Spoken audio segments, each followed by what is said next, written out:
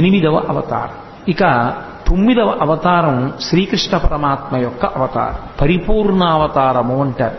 దశావతారాలలో నిజానికి చాలా గొప్ప అవతారంగా ప్రస్తుతింపబడినటువంటి అవతారం ఏది అంటే శ్రీకృష్ణావతారమే. ఎందుచేత అంటే అవతారములన్నీ ఒకెత్తైతే అవతారములన్నిటిలోకి గొప్పదిగా ఏది స్తుతింపబడుతుంది అంటే పరిపూర్ణావతారమే ప్రస్తుతి చేయబడుతుంది. ఎందుచేత అన్నదానికి నేను మీతో మొన్న మనవి చేశాను. పరిపూర్ణావతారమునందు సమస్తము కూడా లీనమవుతాయి. ఆ అవతారంలోకి అన్నీ కృష్ణ పరమాత్మలోకి వెళ్ళిపోతాయి. అందుకే అన్ని మాటలు విశ్వరూపం చూపిస్తాడు. అసలు కృష్ణ పరమాత్మ యొక్క ఆవిర్భావమే చాలా ఆశ్చర్యకరం. మిగిలిన అవతారాలలో పుట్టిన తరువాత లీలలుంటాయి.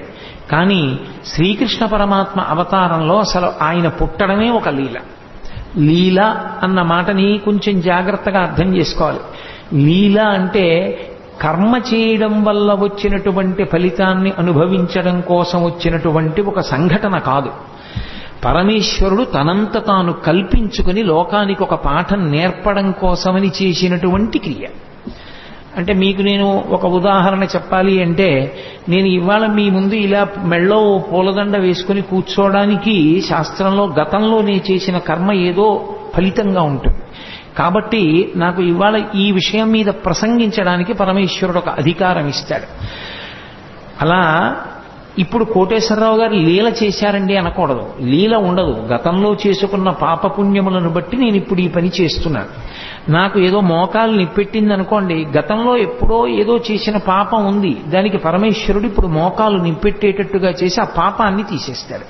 అంతేగాని నాకు మోకాలు నిప్పి రావడం లీల అనకూడదు. అవి నేను గతంలో చేసుకున్న కర్మల యొక్క ఫలితాలు. పాపము కానీ పుణ్యము కానీ అనుభవంలోకి వస్తుంది, సుఖ దుఃఖములుగా వస్తుంది. నేను పుట్టడం కర్మ.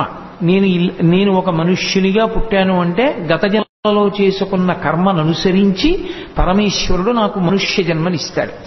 భగవంతుడు పుట్టడం కర్మ కాదు, లీల.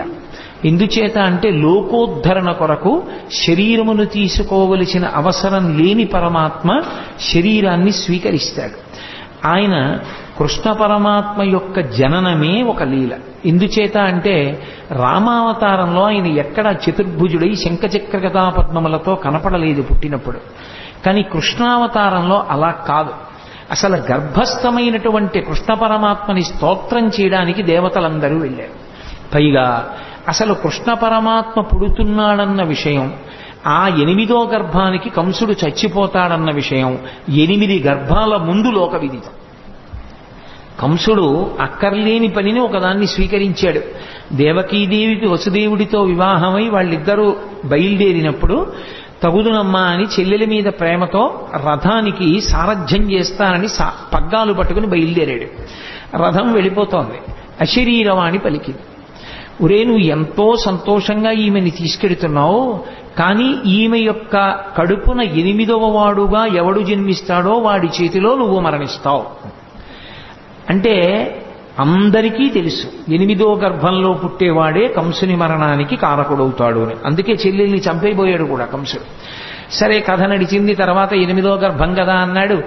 ఆ మహానుభావుడు వసుదేవుడు ఆ కంసుణ్ణి కొంతవరకు ఉపశాంతి వహించేటట్టు చేశాడు. వెళ్ళారు. మొట్టమొదటి కొడుకు పుట్టాడు. బావా, మొదటి కొడుకు నన్ను చంపేవాడు కాదు కదా, 8వ కొడుకు కదా, మొదటి కొడుకుని చంపానన్న అపఖ్యాతి నాకెందుకు, 8వ వాడు పుట్టినప్పుడు తీసుకురా బావా, నువ్వు మాట తప్పేవాడివి కాదులే అన్నాడు. 1 2 3 4 5 6 బిడ్డల్ని ఇచ్చేశాడు. 7వ వాడు గర్భ సంకర్షణమై బలరాముడిగా పుట్టాడు. ఈ 6 పిల్లల్ని తిరిగి ఇచ్చిన తర్వాత నారదుడు వచ్చి, ఏమనుకుంటున్నావో పిచ్చివాడా, వీళ్ళందరూ దేవతాంశ సంభూతులే, నిన్ను చంపడానికి పుట్టిన వాళ్లే అన్నాడు. అయ్య బాబోయ్ అలాగా అన్నాడు. మళ్ళీ 6 పిల్లల్ని పిలిపించి చంపేశాడు. 7వ వాడు సంకర్షణుడై రోహిణీదేవికి జన్మించాడు. ఇక 8వ గర్భంలో పుట్టేటటువంటి వాడు తనని చంపేవాడే అన్న విషయం కంసుడికి అతి విశ్వసనీయంగా తెలుసు. కాబట్టి అది భగవదంశ అన్న విషయం కూడా స్పష్టంగా తెలుసు. ఎందుకంటే నిన్ను చంపడానికి శ్రీమన్నారాయణుడే ఆవిర్భవిస్తున్నాడు అని నారద మహర్షి చెప్పేశారు. కాబట్టి రాక్షసుడైన కంసుడు ఎంత జాగ్రత్త తీసుకున్నాడంటే, రాక్షసత్వము అన్న మాటకు అర్థం ఏమిటో అక్కడ అర్థమవుతుంది. అసలు అంత జాగ్రత్త తీసుకున్నాడు. లోపల సూతికాగృహం నిర్బంధం, దేవకీదేవిని స్వేచ్ఛగా ఉంచాడు. వసుదేవుడి కాళ్ళుకి చేతులకి బంధనాలు వేశాడు. ఎదురుగుండా భార్య ప్రసవం. ఆమె ఎంత బాధపడుతున్నా భర్త లేచి కనీసం గుక్కెడు మంచినీళ్లు కూడా ఇవ్వలేడు. కాబట్టి కాళ్ళకి చేతులకి బంధనాలు వేశాడు. అక్కడ నుంచి చూస్తే సూతికా గృహం ఇక్కడ వరకు కనపడాలి, అలా ఏర్పాటు చేశాడు. విచ్చుకత్తులు పట్టుకుని తిరుగుతూనే ఉండాలి. 8వ గర్భం పుట్టగానే ఏడుపు వినబడగానే పిల్లాన్ని చంపేయాలి. అది కూడా ఎంత భయంకరంగా చంపేవాడంటే పిల్లల కాళ్ళు పట్టుకుని గిరగిరా తిప్పి బండకేసి కొట్టేవాడు. కాబట్టి పిల్లవాడు ఏడవగానే నాకు తెలియాలి. అసలు పడుకునేవాడు కాదు, నిద్రపోయేవాడు కాదు, ఏది చేస్తున్నా సరే 8వ గర్భం వచ్చేస్తోంది అదే బెంగ. ఇంత బెంగ పెట్టుకున్నప్పుడు శ్రావణ మాసంలో అష్టమి తిథి నాడు అర్ధరాత్రి కటిక చీకట్లో కారాగారంలో లోకాలన్నింటినీ పరిపాలింపవలసినటువంటి పరమాత్మ, ఆయనకి తెలియదు ఎవడెంత జాగ్రత్త తీసుకున్నా ఆయన మాయందు ఎవరు దాటి యువతలకి రాగలిగిన వాడు మమ మాయా దురత్యయ అంటాడు. ఒక్కసారి ఆ మాయనంతటినీ కమ్మాడు. ఎక్కడి వాళ్ళక్కడ గాఢ నిద్రలోకి వెళ్ళిపోయారు. దేవకీ వసుదేవులు తప్ప ఎవ్వరూ లేరు. ఆఖరికి చిత్రం ఏమిటంటే దేవకీదేవి గర్భమునందున్నటువంటి శ్రీమన్నారాయణుణ్ణి 33 కోట్ల మంది దేవతలు చతుర్ముఖ బ్రహ్మగారితో కలిపి వచ్చి స్తోత్రం చేశారు. ఆయన పుట్టవలసిన సమయం ఆసన్నమైంది. ఏ విధమైనటువంటి ఇబ్బంది లేకుండా శిశోదయం అయిపోయింది. పిల్లాడు పుట్టాడు. లోకంలో ఎక్కడైనా పిల్లవాడు పుడితే తల్లిదండ్రులు సంతోషిస్తారు తప్ప పిల్లవాడికి తల్లిదండ్రులు నమస్కారం చేసి స్తోత్రం చేసినటువంటి సందర్భం ఉండదు. ఆఖరికి వామనమూర్తి పుట్టినప్పుడు కూడా నన్ను కన్న తండ్రి నా పాలి దైవమా నా తపప్పలంబ నా కుమార నాదు చిన్ని వడుగ నాకుల దీపక రగదయ్య భాగ్య రాశివగుచు అంటుంది. నా కొడుకనే అంటుంది అదితి. కానీ శ్రీకృష్ణ పరమాత్మ యొక్క అవతారంలో మాత్రం పుడుతూనే ప్రాకృత శిశువుగా కనపడలేదు. అసలు ఇలా పుడుతూనే జలధరదేహు నాజాను చతుర్బాహు సరసీరుహక్షు విశాలవక్షు జారుగదా శంఖచక్ర పద్మ విలాసు కంఠకౌస్తుభమణి కాంతిభాను కమనీయ కటిసూత్ర కంకణ కేయూర శ్రీవత్సలంచనంచిత విహారు మరుకుండలద్వయ మరు విహారు అని ఆ మహానుభావుడు పుడుతూనే ఆయన నీలమేఘఛాయ ఎలా ఉంటుందో అటువంటి మేఘఛాయతో శంఖచక్ర గదా పద్మములతో కూడుకున్నటువంటి వాడై కటిక చీకటితో ఉన్నటువంటి ఆ కారాగారమునందు భాషించాడు. ఈ పిల్లవాడిని చూశాడు వసుదేవుడు, ఆశ్చర్యపోయాడు. ఇదేమిట్రా, సాక్షాత్ శ్రీమన్నారాయణుడు కొడుకుగా పుట్టాడు. బాలు పూర్ణేందు రుచిజాలు భక్త లోకపాలు సుగుణాలవాలు కృపావిశాలు చూచి తిలకించి పులకించి చోద్యమంది ఉబ్బి చెలరేగి వసుదేవుడు ఉత్సహించే అన్నారు పోతన గారు. బాలు పూర్ణేందు రుచిజాలు భక్త లోకపాలు, భక్తుల్ని లోకాల్ని పరిపాలించగలిగినటువంటి పరమాత్మ చిన్న పిల్లవాడిగా శంఖచక్ర గదా పద్మములతోటి శ్రీమన్నారాయణుడిగా ఆవిర్భవిస్తే వసుదేవుడు ఆశ్చర్యపోయి ఆ పిల్లవాడిని పట్టుకుని స్తోత్రం చేశాడు. సర్వము నీలోనిదిగా సర్వాత్మడవాత్మమత్తు సంపన్నుడవై సర్వమయుడగు నీకును సర్వేశ్వర లీవులోను సంధులు వెలయన్నన్నాడు. ఈశ్వర, ఈ సమస్తము నీ చేత నిండి నిబిడీకృతమైపోయింది. అటువంటి వాడివి మా కోసం నువ్వు కొడుకుగా పుట్టావా అని స్తోత్రం చేశాడు. దేవకీదేవి స్తోత్రం చేసింది. అసలు ఆ స్వరూపం ఎంత మంగళప్రదంగా ఉంటుందో చూపించారు పోతన గారు. జలధరదేహు అంటూ ప్రారంభించారు. జలధరదేహు అంటే మేఘము వంటి శరీరమున్నవాడు అని. మేఘమునకు 2 లక్షణాలు ఉంటాయి. ఒకటి కాంతి, ఒకటి చల్లతనం. ఆ నలుపు ఏదో బొగ్గు నలుపులా ఉండదు, దానిలో విశేషమైనటువంటి కాంతి ఉంటుంది. కాంతి ఉంది కదా అని వెచ్చతనం ఉండదు, చల్లతనం ఉంటుంది. ఆయన యందు 2 ఉన్నాయి. ఒకటి కాంతి భా, అదే ఆచార్యతత్వమై కృష్ణం వందే జగద్గురుం అయింది. రెండవది చల్లతనం, అదే భక్తుల్ని పరిపాలించేటటువంటి గుణంగా ప్రకాశించింది. అందుకే శ్రీకృష్ణ పరమాత్మ పాండవులని ఆదుకోవడానికి పడినటువంటి కష్టాలు అన్నీ ఇన్నీకో, అన్ని కష్టాలు పడ్డాడు మహానుభావుడు. జలధరదేహు నాజాను చతుర్బాహు సరసీరుహక్షు విశాలవక్షు జారు గదా శంఖచక్ర పద్మ విలాసు కంఠ కౌస్తుభమణి కాంతిభాను కమనీయ కటిసూత్ర కంకణ కేయూర శ్రీవత్సలంచనంచిత విహారు మరుకుండల ప్రభాయుత కుండల లలాటు వైఢూర్య మణిగణ వరకిరీటు బాలు పూర్ణేందు రుచిజాలు భక్త లోకపాలు సుగుణాలవాలు కృపావిశాలు చూచి తిలకించి పులకించి చూజ్యమంది ఉబ్బి చెలరేగి వసుదేవుడు ఉత్సహించే అని ఆ చిన్ని కృష్ణుణ్ణి చూసినటువంటి వసుదేవుడు పరమ సంతోషాన్ని పొందాడు. దేవకీదేవి అంత ఆనందాన్ని పొందింది. వాళ్ళకి కొడుకుగా పుట్టినటువంటి కృష్ణ పరమాత్మ దేవకీ వసుదేవులతో చెప్పాడు, నేను ఇది 3వసారి మీ కడుపున పుట్టడం. ఏ తల్లిదండ్రులు కన్నారో ఆ తల్లిదండ్రులకు తెలియదు.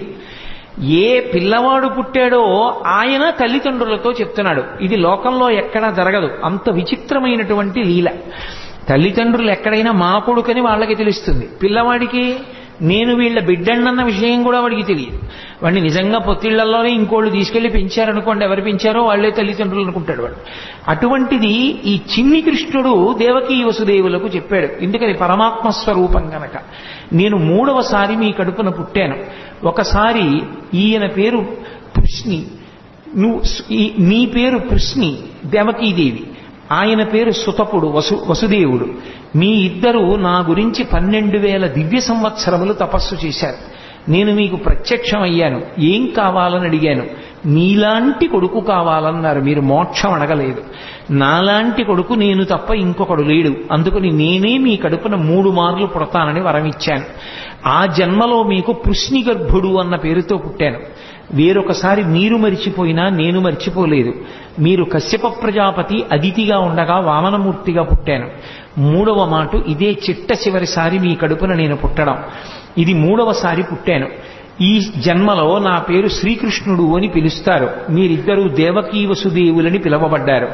ఈ 3వ జన్మలో నేను శ్రీకృష్ణ పరమాత్మగా మీ కడుపున ఆవిర్భవించినప్పుడు చేసినటువంటి లీలల్ని మీరు నిరంతరం స్మరించిన కారణం చేత మీ మనసుని పట్టినటువంటి పాపరాశి ధ్వంసమై ఇక మళ్లీ పుట్టవలసిన అవసరం లేని పునరావృత్తి రహిత శాశ్వతమైనటువంటి శివసాయుజ్య స్థితిని మోక్ష రూపంలో మీరు పొందుతారు. కాబట్టి నా లీలలు స్మరించడమే మీకు ఉత్తమోత్తమమైనటువంటి లక్షణం అన్నాడు. పరమాత్మ ఆ జన్మలో వాళ్ళకి పిల్లాడిగా పుట్టి కూడా నేను మీ దగ్గర పెరగను. ఓ వసుదేవా, నువ్వు నన్ను తీసుకుని తల మీద పెట్టుకో. తెలుగు భాగవతంలో అయితే ఆంధ్ర భాగవతంలో గుండెల మీద పెట్టుకున్నాడు అని. నన్ను తీసుకుని ఈ అంతఃపురం నుంచి బయటికి వెళ్ళిపో. రాజ్యానికి సరిహద్దులో యమునా నది ప్రవహిస్తోంది మధురా నగరం దగ్గర. ఆ యమునా నది త్రోవ ఇస్తుంది, దాటి నందవ్రజానికి చేరుకో. నందవ్రజంలో ఇదే సమయానికి యోగమాయ పుట్టింది. అందుకే నారాయణ నారాయణి అన్నా చెల్లెళ్ళు పార్వతీదేవి శ్రీ మహావిష్ణువు. యోగమాయ పుట్టి ఉన్నది. నన్ను తీసుకెళ్లి అక్కడ పడుకోబెట్టి ఆ ఆడపిల్లని తీసుకుని మళ్ళీ వెనక్కి వచ్చేసిన తరువాత మళ్లీ నువ్వు అంతఃపురంలోకి వచ్చి కాళ్ళకి చేతులకి సంకెళ్ళు పడిపోయి యథాస్థితిని పొందిన తరువాత ఆడపిల్ల ఏడుస్తుంది. ఏడిచిన తరువాత కంసుడు లేస్తాడు. కాబట్టి నన్ను తీసుకెళ్లి నందవ్రజంలో విడిచిపెట్టాయి అన్నాడు. సరేనన్నాడు. ఆ పిల్లవాడిని తీసుకున్నాడు. బయటికి బయలుదేరాడు. ఆశౌరికి తెరవెసగెను ప్రకాశోద్దత తుంగ భంగ కలిత ధరాసాకాశయగు యమున మును సీతేశునకు పయోధి త్రోవ ఇచ్చిన భంగిన్నన్నారు పోతన గారు. సముద్రం ఎలా రామచంద్రమూర్తికి దారిచ్చేసిందో అలా యమునా నది కూడా దారిచ్చేసింది. ఎవరికి? కృష్ణ పరమాత్మని తల మీద పెట్టుకున్నటువంటి వసుదేవుడికి. అందుకే రామచంద్రమూర్తికి ఎక్కువ సంబంధం గోదావరి సరయూ నది. కృష్ణ పరమాత్మకి ఆద్యంతము సంబంధము యమునా నది. యమునా నదితో ఆయనకి సంబంధం ఉండడానికి కారణం ఒక్కటే. యముడు యమున వీళ్ళిద్దరూ అన్న చెల్లి. వీళ్ళిద్దరూ సూర్య భగవానుడి యొక్క బిడ్డలు. యమున ముందుకు నడిచి వెళ్ళిపోతూ ఉంటుంది. కాలము వెనక్కి రాదు. గంగ అలా కాదు. గంగ ముందుకు వెళ్ళి వెనక్కి ఎడుతుంది. కాశీలో దక్షిణానికి వెడుతున్న గంగ మళ్ళీ వెనక్కి తిరిగి ఉత్తరానికి వెళ్ళింది. గంగ దక్షిణానికి వెళ్ళింది అంటే జనన మరణ శోక సంసార స్వరూపం. ఉత్తరానికి తిరగడం అంటే మృత్యువునంత పోగొట్టగలిగినటువంటి పరమేశ్వర స్థానాన్ని, కైలాసాన్ని చూడడం. అక్కడ తిరిగింది కాబట్టి ఉత్తరానికి కాశీపట్టణంలో ప్రవహించేటటువంటి గంగకి ఒక ప్రత్యేకమైనటువంటి ప్రాముఖ్యత ఏర్పడింది. అందుకే కాశీగంగా అంటూ ఉంటారు. యమున అలా కాదు, ముందుకే వెడుతుంది. అందుకే యమున కాలస్వరూపం. యమునని దాటలేరెవరు. కాలాన్ని దాటడం ఎవరికి సాధ్యం కాదు. కాలమును దాటేశాడు అంటే ఇక పుట్టడు అని గుర్తు. మోక్షాన్ని పొందాడు అని. కాలమునందు పడిపోయి మళ్ళీ కాలమునందు పుడుతూ ఉంటాడు. పునరపి జననం పునరపి మరణం పునరపి జననీ జఠరే శయనం. కానీ ఎవరు కృష్ణ పరమాత్మని తలయందు ధరిస్తారో వారు మాత్రము కాలము దారిచ్చేస్తుంది. అంటే ఇక వాళ్ళు పుట్టవలసిన అవసరం ఉండదు. అందుకే రాసలీల కూడా ఎక్కడ చేస్తాడు అంటే యమునా నది ఒడ్డునే చేస్తాడు. రాసలీల అంటే ఏదో ఒళ్ళు కొవ్వెక్కి ఆడవాళ్లతో కలిసి ఆడినటువంటి క్రీడ కాదది. రాసలీల అంటే ఎంతమంది జీవులు తరించడానికి సిద్ధంగా ఉన్నారో, ఎంతమంది ఆ భక్తి పరిపక్వతని పొందారో అంతమంది పరమాత్మ యొక్క బ్రహ్మానందాన్ని అనుభవించేటటువంటి స్థితిని భాగవతంలో రాసలీలా ఘట్టంగా తీసుకొచ్చారు. అందుకే అంగనామంగనాం అంతరే మాధవం అంటాడు లీలాశుకుడు. ఇటు పక్కన ఒక అంగన, ఇటు పక్కన ఒక అంగన ఉంటే మధ్యలో కృష్ణుడు ఉంటాడు.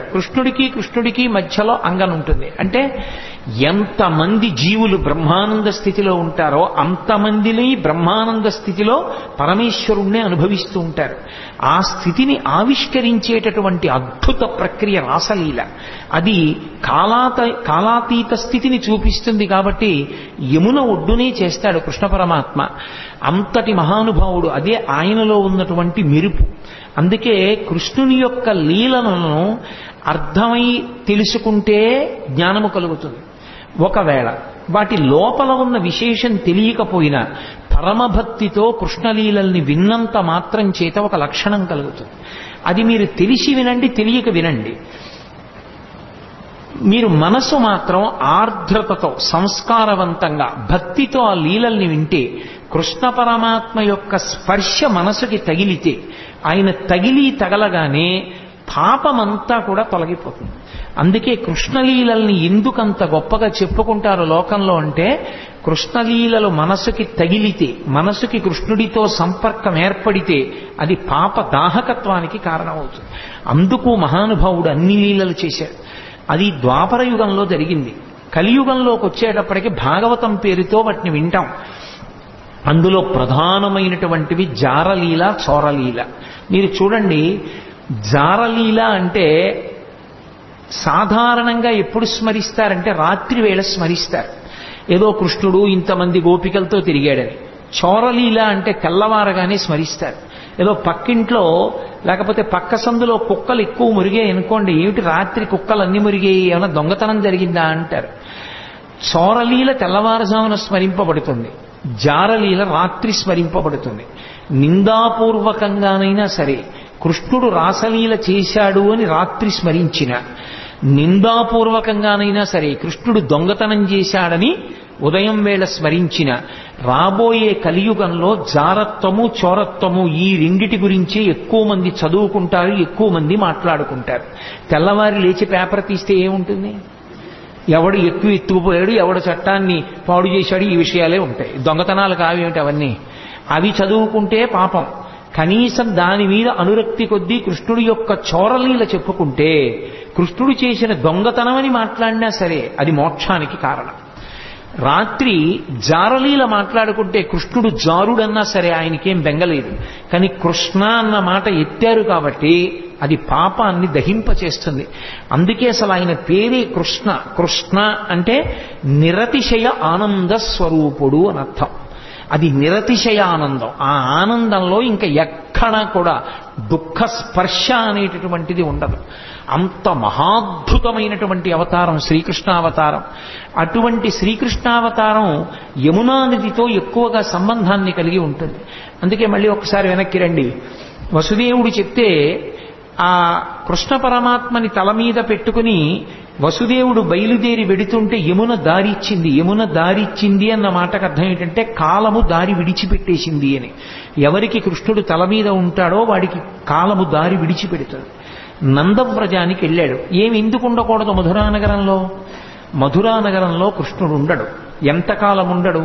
కృష్ణుడు ఎంతకాలం ఉండడు అంటే కంసుడు ఉన్నంత కాలము కృష్ణుడు ఉండడు. కంసుడు మధురని విడిచిపెట్టేస్తే, కంస సంహారం అయిపోతే కృష్ణుడు మధురలోనే ఉంటాడు. కంసుడు మధురని పరిపాలించినంత కాలం కృష్ణుడు నందవ్రజంలో ఉంటాడు. దాని అర్థం ఏమిటంటే మధ్యలో యమునా నది ఉంటుంది. నందవ్రజంలో ఉండడము అన్న మాటకు అర్థం ఏమిటంటే ఎప్పుడూ భగవద్భక్తితో అరమరికలు లేకుండా సంతోషంగా ఉండేటటువంటి వాళ్ళు సద్గుణోపేతులు ఎక్కడున్నారో అక్కడ భగవానుడు ఉంటాడు. తప్ప కామంతో ఉండేటటువంటి వాళ్ళు, ఎప్పుడూ కోరికలతో ఉండేటటువంటి వాళ్ళు ఉన్న చోట భగవానుడు ఉండలేడు. అందుకే మధుర అంటే తీయనైనది అని. మధురమైన తలంపులతో కంసుడు గత జన్మలో కాలనేమి కోర్కెలతో వెంపర్లాడుతూ కంసుడు మధురని పరిపాలించినంత కాలం కృష్ణుడు ఉండడు, నందవ్రజంలో ఉంటాడు. కంస సంహారం అయిపోతే అదే కృష్ణుడి చేతిలో కంసుడు మడిసిపోతే మధురానగరంలో ఉండిపోతాడు. అప్పుడు ఆ మనసు పవిత్రం, కంసుడు లేని మనసు పవిత్రం. మీరు ఎక్కడ అన్వయించేయండి అంతే. అందుకే కాముడు ఉన్న చోట రాముడు ఉండడు అంటారు. కామకోటికి రామకోటికి తేడా ఏమి అని వారు పరమాచార్య స్వామి. కాబట్టి కాముడున్న చోట రాముడు ఉండలేడు, ఆయనకి చోటు ఉండదు అక్కడ. రాముడున్న చోట కాముడు ఉండే అవకాశం ఉండదు. భగవత్తత్వమునందు రమించే హృదయంలో కామానికి చోటు లేదు. భగవత్తత్వంలో రమించడానికి అవకాశం లేని చోట కాముడు మాత్రమే ఉండే అవకాశం ఉంటుంది. అందుకే కాముడు రాముడు, కృష్ణుడు కంసుడు, ఇవి రెండు ఎప్పుడు ఒకరుంటే రెండవ వారు ఉండరు. ఆఖరికి మాత్రం భగవంతుణ్ణి నమ్ముకున్న భక్తుడికి మాత్రం ఎప్పుడో అప్పుడు కంస సంహారమో కామ సంహారమో చేసి కృష్ణుడో రాముడో హృదయంలోకి వచ్చి నిలబడడం మాత్రం ఖాయం. ఆ భక్తి మాత్రం ఉండాలి. అందుకే నందవ్రజంలో పడుకోబెట్టి మళ్ళీ ఆడపిల్లని తీసుకుని ఈవలి వైపుకి వచ్చి లోపలికి వెళ్ళి ఆడపిల్లని తీసుకుని దేవకీదేవి పక్కన పడుకోబెట్టి వచ్చి కూర్చున్నటువంటి వసుదేవునికి బంధనములు మాత్రం పడలేదు. మళ్లీ తలుపులు వేసేసుకున్నాయి, గొలుసులు పడిపోయాయి, తాళాలు పడిపోయాయి, అన్నీ పడిపోయాయి, అందరూ నిద్రపోతున్నారు. సంకెళ్ళు పట్టుకోలేదు. అవెందుకు పట్టుకో అంటే పదముల సంఖ్యలు నిడుకుని మదితలచుతు సూరసుతుడు ముందరువోలెన్ కుదురుకొను రీతి దేహమున కదిలించుతు నూరకుండె గురువరతంబున్న నరపోతన గారు. ఈసారి బంధనాలు ఆయనే వేసుకున్నాడు వసుదేవుడు, అవి తగులుకోలేదు. దాని అర్థం ఏమిటంటే ఒక్కసారి శ్రీకృష్ణ పరమాత్మని శిరస్సునందు ధరించిన తరువాత, ఆ జ్ఞానం ఆవిర్భవించిన తరువాత సంసారమునందున్నట్టుంటాడు తప్ప ఇక సంసారమునందు లేనివాడు. అందుకే ఇక బంధనములు మాత్రం తగులుకోవు వసుదేవుడికి. బంధనములను తాను తగిలించుకున్నాడు అంటే సంసారమునందున్నవాడిలా ఉంటాడు. అందుకే అసలు కృష్ణ పరమాత్మ యొక్క జననమే గొప్ప లీల. అసలు కృష్ణ పరమాత్మ యొక్క జననం అన్నది బాగా అర్థమైతే వేదాంత రహస్యములు చాలా అర్థమైపోతాయి. అసలు మనుష్య శరీరము, ఆత్మ, సత్యాసత్య వివేకము ఇవన్నీ కూడా బాగా అర్థమవడానికి అవకాశం ఇచ్చేది ఏది అంటే శ్రీకృష్ణ పరమాత్మ యొక్క జననమే. అందుకే దాన్ని పరిపూర్ణావతారం అని పిలవడానికి కారణం అదే. ఒకవేళ అలా ఏమీ అర్థం కాలేదనుకోండి, దాని వలన వచ్చిన నష్టం ఏమీ లేదు. కనీసం కృష్ణుడు పుట్టాడు, అలా పుట్టగలడు అని నమ్మి వినగలిగితే చాలు, అది రక్షిస్తుంది.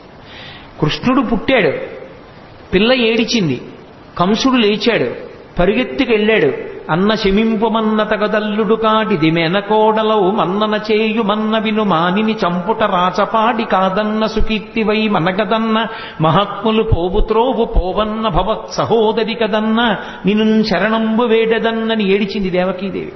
అన్న అన్న అన్న అని 10 మాటలు పిలిస్తే మనసు కరుగుతుందేమో అనుకుంది పిచ్చి తల్లి. అన్న శమింపుమన్న తగదల్లుడు కాటిది మెనకోడలవు మన్నన చేయు మన్న విను మానిని చంపుట రాచపాడి కాదన్న సుకీర్తివై మనగదన్న మహాత్ములు పోవుత్రోవ పోవన్న భవత్ సహోదరి గదన్న అని అన్ని మాటలు అన్నయా అన్నయా అన్నయా అని ఏడిచింది. అయినా బలవంతంగా పిల్ల కాళ్ళు పట్టుకుని లాగేసి గిరగిరా తిప్పి ఆ పిల్లని బండకేసి కొట్టబోయాడు. ఆ పిల్ల రాతికి తగలడం మానేసి ఆకాశంలోకి ఎగిరిపోయి పుష్ప మాలల చేత అలంకరింపబడి దేవతలందరూ ఆమెని సేవిస్తూ ఉండగా, ఓరి పిచ్చివాడా, నిన్ను చంపేవాడు నాతో కలిసి వేరొక చోట పుట్టాడు. పోని ఊరుకున్నాడా? ఇంకా పళ్ళు రాని పిల్లలు, పాలు తాగుతున్న పిల్లలు ఎక్కడెక్కడున్నారో వాళ్ళందరినీ చంపేయమన్నాడు. అక్కడ ప్రారంభమయ్యాయి కృష్ణలీలలు. అసలు శ్రీకృష్ణ పరమాత్మకి ఇంకా పాపం ఆయనకి అసలు అందుకే కన్నులు తెరవని కడుచిన్ని పాపడై దానివి చనుబాలు త్రాగి చంపే అన్నారు గోపకాంతలు ఆయన గురించి చెప్తూ. ఇంకా అసలు పుట్టినటువంటి పిల్లాడు, ఆయనకి కళ్ళు సరిగ్గా తెరవడం, తన కాలు చెయ్యి తను తీసుకోవడం కూడా రానట్టుగా ఉన్నటువంటి పిల్లవాడిని చంపడానికి వచ్చింది పూతన.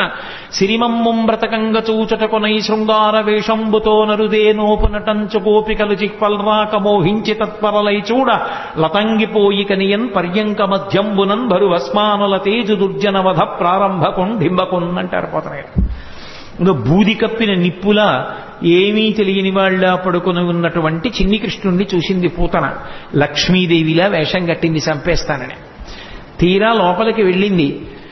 ఎంత అందంగా ఉన్నాడు రా ఈ పిల్లాడనుకుంది. పరమాత్మ యొక్క అందం ఎవరినైనా మోహింపచేస్తుంది. ఎంత అందంగా ఉన్నాడురా అనుకుంది. అనుకుని, ఒరే పిల్లాడా, నీకోసమేరా నేను ఇంత వేషం కట్టాను, ఒక్క గుక్కడు పాలు తాగరా నీ అందం ఏమిటో తెలుస్తుందండి. ఎందుకని స్తన్యమునకు విషం పూసుకొని వచ్చింది. స్తన్యం చప్పరించాడో చచ్చిపోతాడు. అందుకని ఆ పిల్లవాడికి వద్దమ్మా వద్దమ్మా అని ఒక పక్క అరుస్తున్నారు యశోద, అక్కడే ఉన్నటువంటి బలరాముని తల్లిని. అయినా సరే రోహిణీదేవి అంటున్నా వినకుండా పిల్లవాడిని తీసుకుని తన స్తన్యం ఇచ్చి పాలివ్వడానికి ప్రయత్నించింది.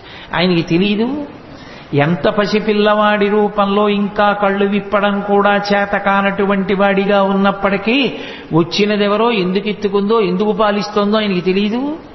అది కృష్ణలీలలంటే. అవి అంత పసిపిల్లవాడిగా ఉన్నప్పటికీ సర్వజ్ఞుడు. రామచంద్రమూర్తి అయితే అలా ఉండడు, గురువుల దగ్గర నేర్చుకుంటాడు. కృష్ణుడు అలా కాదు, పసిపిల్లవాడిగా ఉంటూ రాక్షస సంహారం మొదలుపెట్టేశాడు. అందుకే ఆ లోకేశ్వరుడా చరాచర విభుండా బాల గోపాలుడా బాలధ్వంసరి గొంతు గంటిడి వెసన్ బాలెంత చందంబునన్ పాలిండ్లన్ విసమూని వచ్చుటమదించింతించి లోనవ్వుచున్ కాలంకేల కదల్పరాని కరణిన్ కన్మోడ్చి గుర్పెట్టుచున్ అన్నారు పోతన గారు. ఆ వచ్చినటువంటి పూతన విషాన్ని స్తన్యంలో పెట్టుకుని వచ్చిందని తెలుసు, తన్ని చంపడానికి వచ్చిందని తెలుసు. కానీ ఏమీ తెలియనటువంటి పిల్లవాళ్ళ కళ్ళు గట్టిగా మూసుకుని గుర్రు పెట్టి పిల్లలు, చంటి పిల్లలు నిద్రపోతున్నప్పుడు చిన్న గుర్ర గుర్రని చప్పుడు వస్తుంది. ఆ గుర్ర గుర్రని చప్పుడు చేస్తూ గాఢ నిద్రలో ఉన్నవాళ్ళ తన కాలు చెయ్యి తనకి కదపడం చేత కాని వాడిలా ఉన్నాడు. ఎందుకని పిల్లలకు అలవాటు ఉంటుంది, ఈ బొటనవేలు ఇక్కడికి తెచ్చి నోట్లో పెట్టుకోవాలని వాళ్ళ తాపత్రయం. కానీ వాళ్ళ చెయ్యే, వాళ్ళ నోరే, కానీ ఈ చెయ్యి ఇక్కడికి వెళ్ళదు. ఎందుకనంటే వాళ్ళకి ఆ బలం ఉండదు. లేక చెయ్యి ఇలా ఇలా ఇలా ఇలా పోతుంది. పోయి ఇక్కడ పెట్టుకుందాం అంటే ఇలా పోతుంది. అది పోయేటప్పటికి వాడు ఏదో ఇంకొకడెవడో వాడి చెయ్యి లాగేశాడన్నట్టుగా ఏడవడం మొదలు పెడతాడు.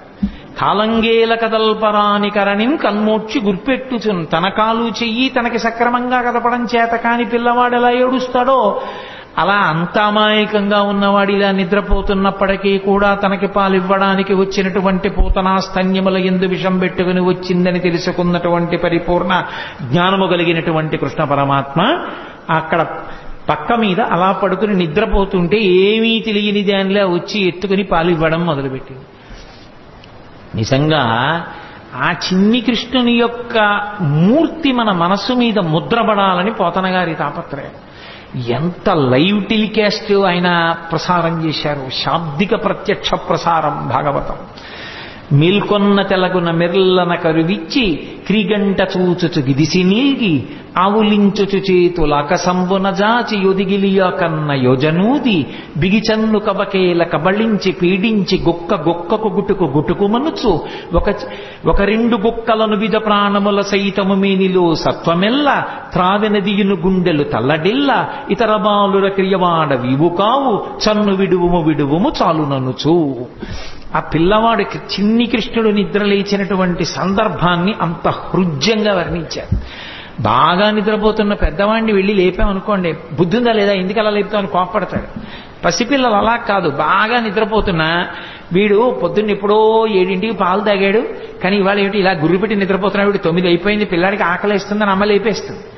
లేపేసి పాలిద్దామని ఒళ్ళో పడుకోబెట్టుకుంటే వాడు ఏమి ఏడవాడు లేపేసిందని. కానీ వాడి ఎంత బద్ధకం, ఏదో పెద్ద అలిసిపోయిన వాళ్ళలాగా ఆ విప్పలేక విప్పలేక కళ్ళు విప్పినటువంటి వాళ్ళలాగా ఆ కళ్ళు ఇలా విప్పి ఇలా విన్నుపం ఇలా విరుచుకుని గిదిసి నీల్గి ఆవులించుచు చేతులు ఆకాశంబున చాపి ఆ చిన్ని నోరింత ఆవలించి 2 చేతులు ఇలా ఆకాశంలోకి ఎత్తి ఏమిటో ఇలా ఆడించి ఓసారి చేతులు ఆకాశంబున జాచి ఎదిగిలియాకొన్న యోజనూది బిగిచన్ను కవకేల కబళించి పీడించి గొక్కకు గుటుకు మనుచు.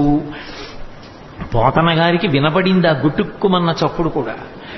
ఆ స్తన్యాన్ని ఆ చిన్ని పూల పొట్లం లాంటి చేత్తో పట్టుకుని గుటుక్కుమంటూ 2 గుక్కలు తాగాడు అంతే. ఇప్పటి వరకు అందరికీ పాలిచ్చి చంపిన పూతన ఇతర బాలుల క్రియవాడవివు కావు, ఓరి నాయనో ఎంతో మందిని చంపాను కానీ నువ్వేమిట్రోయ్ 2 గుటకలు లాగేటప్పటికీ నా ప్రాణాలన్నీ పోతున్నాయి, ఓదులు అంటోంది ఆవిడ. గుక్కకు గుటుకు మనచు ఒక 2 గుక్కల నువిద ప్రాణముల సైతము మేనిలో సత్వమెల్ల త్రావె నదియును గుండెలు తల్లడిల్ల ఇతర బాలుల క్రియవాడవివు కాదు, చన్ను విడువుము చాలు ననుచు.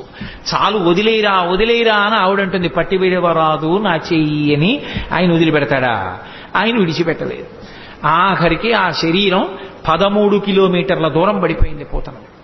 అవి బాల్య లీలలంటే కృష్ణుని యొక్క లీలలు అంత అద్భుతంగా ఉంటాయి.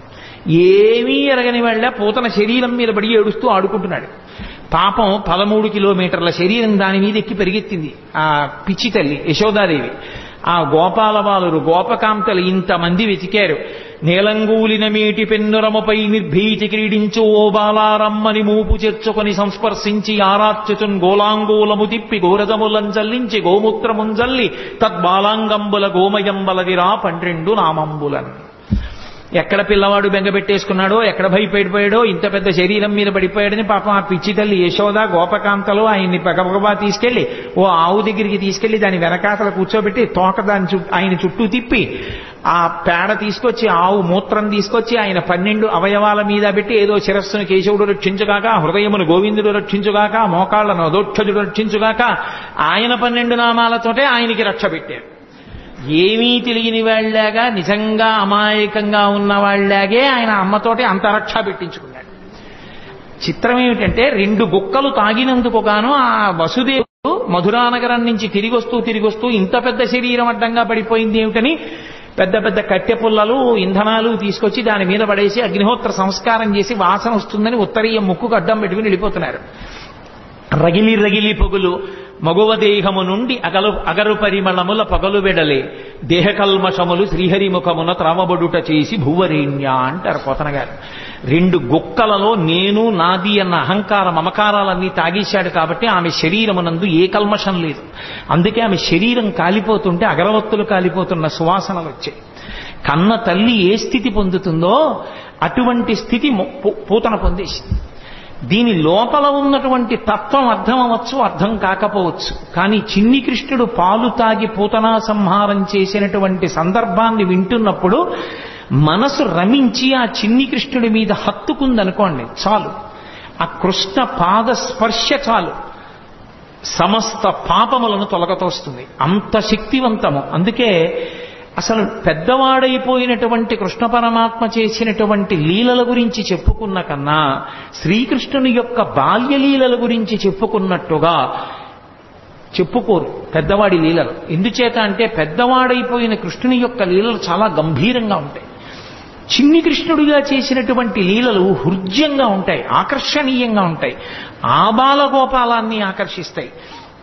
అందుకే వ్యాసుల వారు ఎంత అనుభవించారో, పోతన గారు ఎంత అనుభవించారో, మధుసూదన సరస్వతి ఎంత అనుభవించారో, లీలాశుకుడు ఎంత అనుభవించాడో, బాల్యలీలలకు ఉన్నంత గొప్ప స్థానం శ్రీకృష్ణ పరమాత్మ యొక్క అవతారంలో నిజానికి పెద్దవాడైపోయినటువంటి కృష్ణుడి యందు లేదని నేను అనను. కానీ మనం కూడా బాలకృష్ణుడి యొక్క మూర్తిని చూస్తే పొందేటటువంటి ఉత్సాహం పెద్ద కృష్ణుని యొక్క మూర్తిని చూస్తే పొందాం.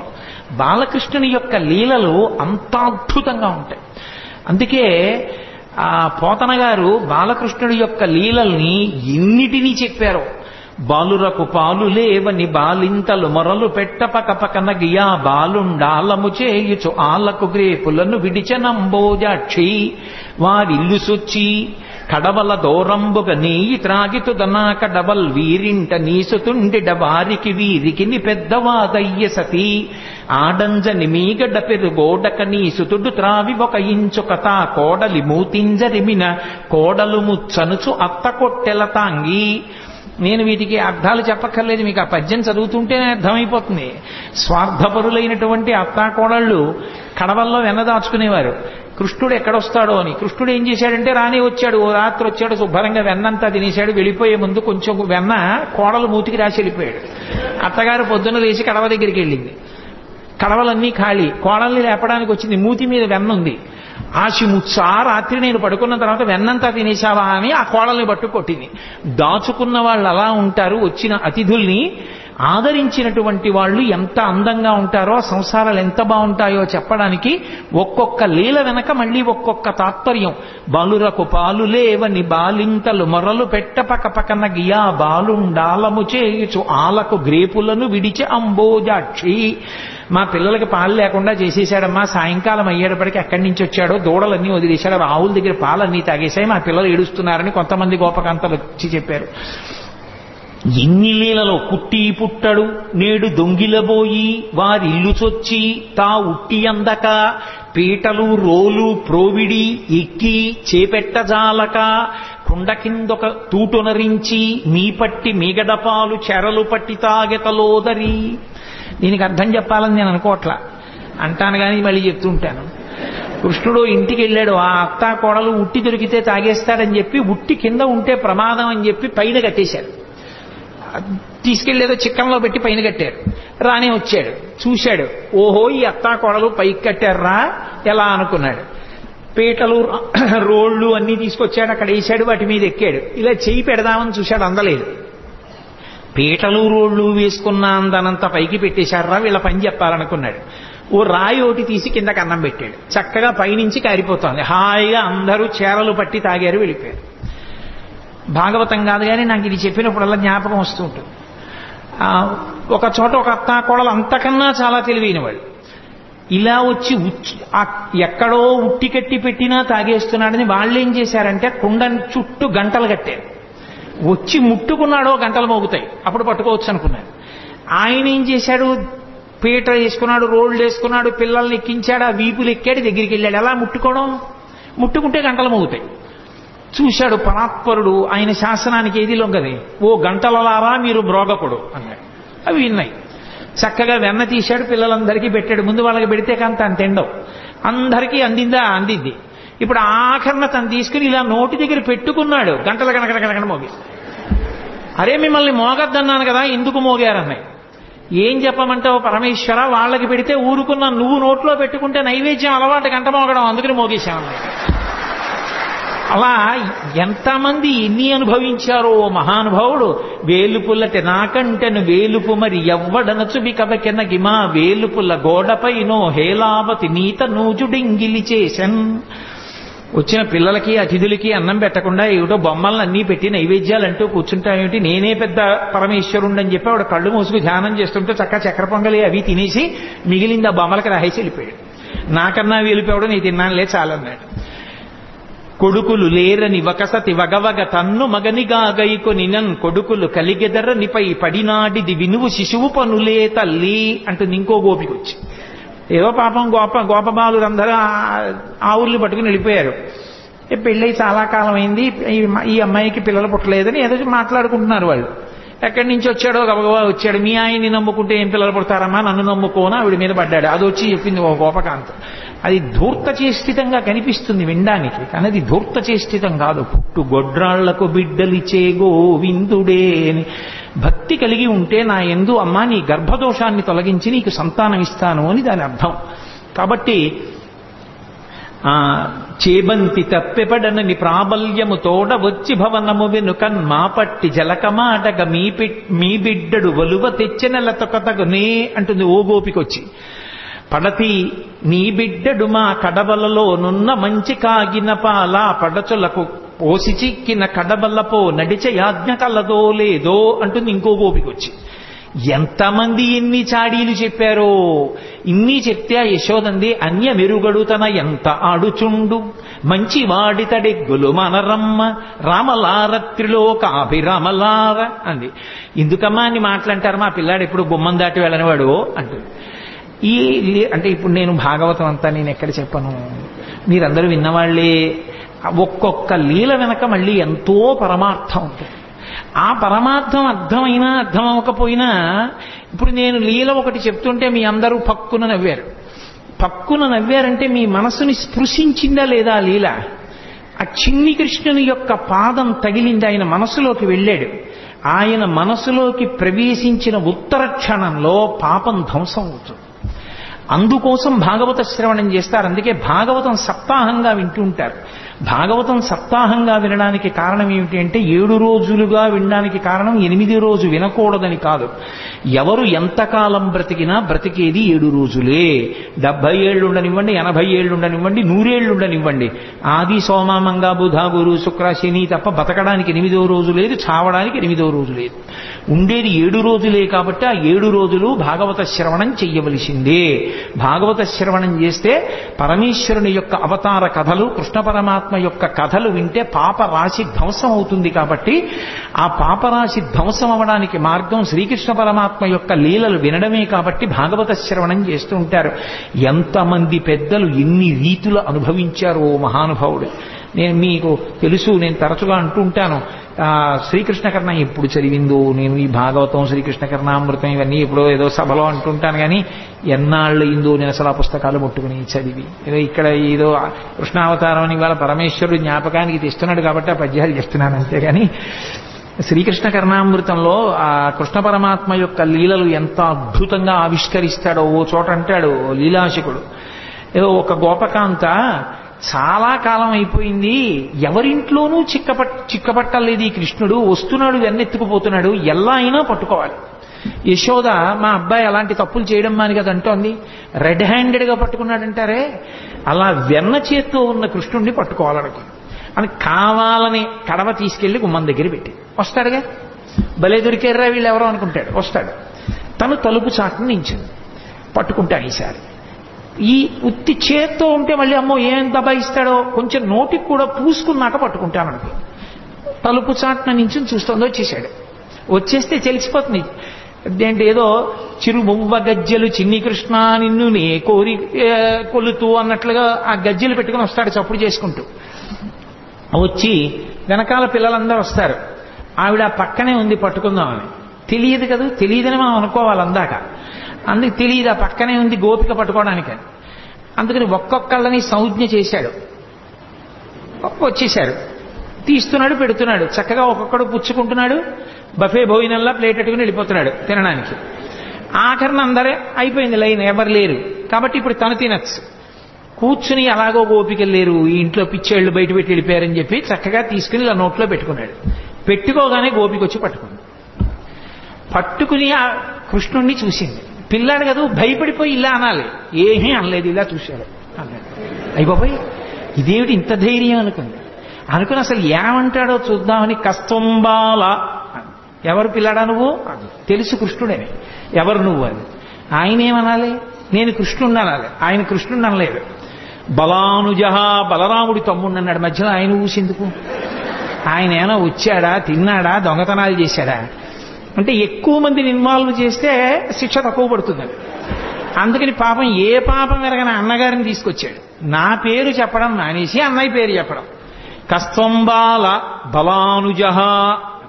అమ్మ బాబోయ్ గుండెలు తీసిన బంటు, నీ పేరేమిటంటే బలరాముడి తమ్ముడిని అంటున్నాడు, తన పేరు చెప్పట్లేదని ఆవిడ కిమిహతే. ఇక్కడికి ఎందుకు వచ్చావు? ఓసారి ఇలా చూసి, ఓ మా ఇల్లు కాదా, మన్మందిరా శంకయా, మా ఇల్లు అనుకున్నాను. అమ్మ బాబోయ్ మీ ఇల్లు అనుకుని వచ్చావా? ఇంత నిజంగా గుండెలు తీసిన బంటూరా నాయనా నువ్వు అనుకుని ఓ సరే పోన్లే.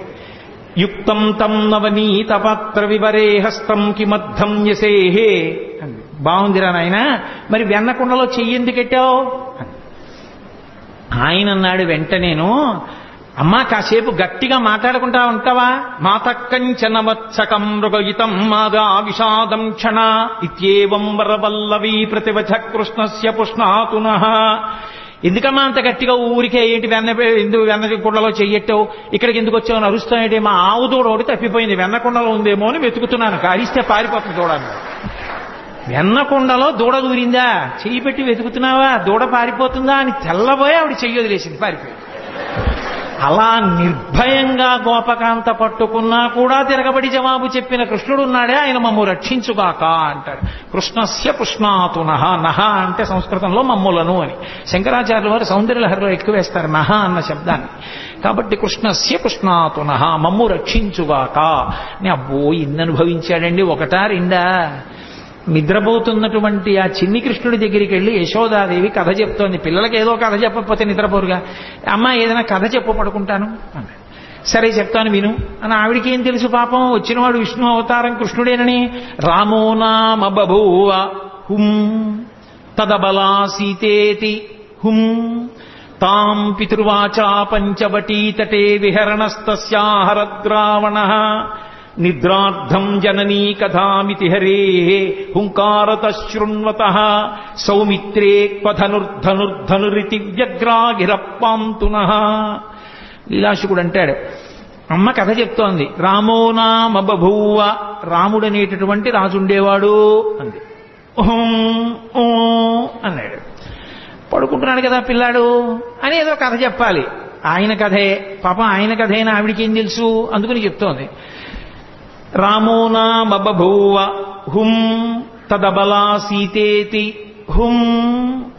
ఆయనకి భార్య ఉండేది, ఆవిడ పేరు సీతమ్మ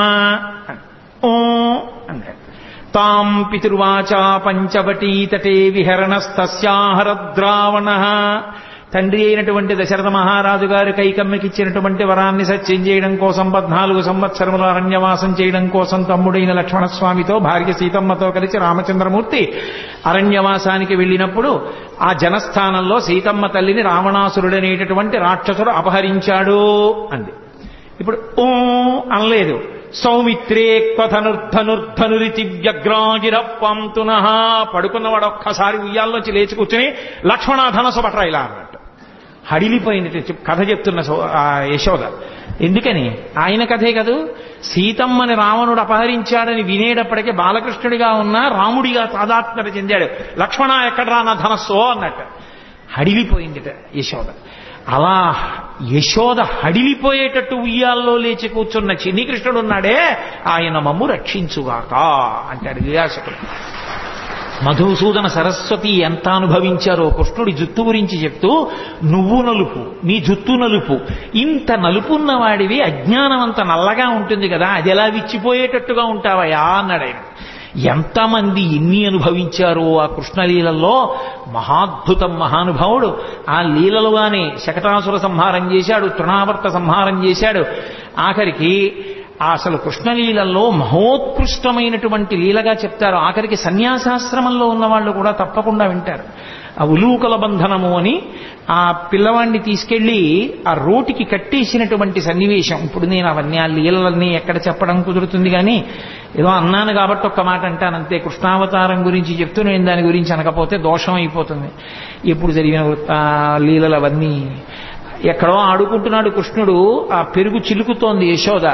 సుడిగిచు గిదికుచు వాలుచు సడికొట్టుచు అమ్మ రమ్ముచ నిమ్మనుచున్ వెడబెడ గంతులు వైచుచు కదిసి కడబ బాలకొండు కవ్వము పట్టెన్. ఆ చల్ల చేస్తున్నటువంటి యశోద దగ్గరికి వచ్చి పరిగెత్తుకొచ్చి, అమ్మ అమ్మ నాకు పాలిస్తావా, ఇవ్వ ఆకలేసేస్తోందని కవ్వం పట్టుకున్నాడు. కవ్వం పట్టుకుని ఆపగలిగిన శక్తివంతుడని కాదు, అయ్యో చెయ్యి పూల పొట్లంలా ఉంటుందే, కవ్వం పట్టుకుంటే పిల్లాడి చెయ్యి ఎక్కడ ఇబ్బంది పడిపోతుందో అని యశోద చల్ల చిలకడం ఆపేసి. చల్ల చిలకడం ఆపేయగానే సంతోషించాడమ్మ పాలిస్తుందని. గబగబా వచ్చింది, ఒళ్ళో కూర్చోబెట్టుకుంది, పాలిస్తోంది. ఇంతలో పొయ్యి మీద పెట్టిన పాలు పొంగిపోతున్నాయి. కడుపారంజనుబాలు త్రావని చిసిన్ కంజాక్ష పీఠమ్ముపై నిడి పొంగారెడు పాలు దించటకున ఏగంగ తత్బాలుండెక్కుడు కోపంబున వాటి రాతిదది మొక్కం బంబు పోగొట్టి తెంపడరన్ కుంభములోని వెన్నది నిమిధ్యాసంకులద్భష్పుడై. అమ్మా నాకు ఓ పక్క ఆకలేస్తుంటే పాలివ్వడం మానేసి సగం పాలిచ్చి నన్ను కిందకి దింపేసి అక్కడికి వెళ్ళి పొయ్యి మీద పాలు పొంగిపోతున్నాయి, వెళ్ళిపోతున్నావా?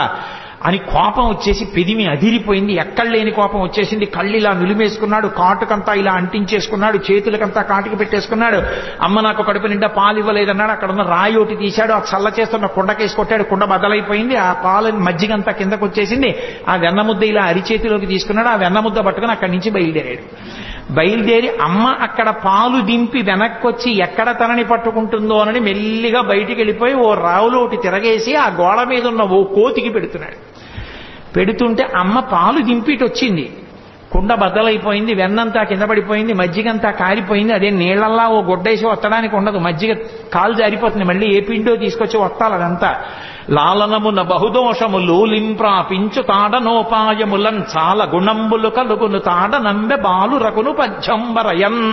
ఈ పిల్లాడిని అల్లరి చేస్తుంటే పోన్లేని ఊరుకుంటుంటే వింటలేదు. ఇవాళ కట్టేస్తాను, కొట్టేస్తాను అని ఏడురా వీడని చెప్పి చూసింది. అంత తొందరగా నేను దొరుకుతాడేమిటి? పెద్ద యుద్ధానికి వెళ్లేదల్లా చీర తీసింది, పైకి కొంగు దోపింది, ఈ కొంగు తీసింది, ఇలా చుట్టూ తిప్పింది, గట్టిగా కట్టుకుంది. ఆ జడ తీసింది, ఇలా చుట్టూ ముడేసుకుంది, పూలు గట్టిగా పెట్టుకుంది, ఆ పమిట తీసింది, గట్టిగా పెట్టుకుంది. ఇక కొడుకుని పట్టుకోవడానికి పరిగెడుతుందనమాట. ఆయన అమ్మ ఎక్కడొస్తుందో అని అనుమానం ఆయనకి ఉంది. ఓ పక్క కోతికి పెడుతున్నాడు కానీ దొంగేడు పేడుస్తూ అమ్మ నువ్వు నాకు కడుపు నిండా పాలు ఇవ్వలేదమ్మా, మధ్యలో వెళ్ళిపోయావమ్మా అంటున్నాడు. వెనక్కి చూసుకుంటున్నాడు. చూశాడు, అమ్మ వచ్చేసింది. వచ్చేసిందని చూసి చూడడం ఏమిటి, రోలు మించి దూకేశాడు. స్తంభాదికంబులు తనకు వడ్డంబైన అట్టట్టునని పట్టువని వీని ఈ తప్పు సైరింపు ఇంక దొంగిలబోదు నేనని ముని ముట్ట నిచ్చువాని కాటుక నెరయంగ కందులు నిలుముచు వెడలు కన్నీటితో వగచువాని ఏ దశ వచ్చునో ఇది ఎని పలుమార్లు సురుగుచు క్రీగంట చుచువాని గుడబారి పట్టుకొని వెర్రపుచు చిన్నిదో వెన్న దొంగ చిక్కెననుచు కొట్ట చేతులాడక పూబోడి కరుణతోడ బాలు కట్టదలచే.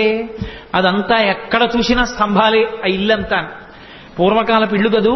ఆ స్తంభాల చాటుకి వెళ్ళి దాక్కుంటున్నాడు. ఇటు వస్తే దొరకడు, అటు వస్తే దొరకడు. ఎక్కడ చూసినా స్తంభాలు. ఎట్నుంచి ఏ స్తంభం చాటుకి వెళ్ళిపోతాడో తెలియదు. ఏదో విరాట పర్వంలో తిక్కన గారు అంటారు, ఆ నర్తనశాల ఎక్కడ చూసినా స్తంభాలే.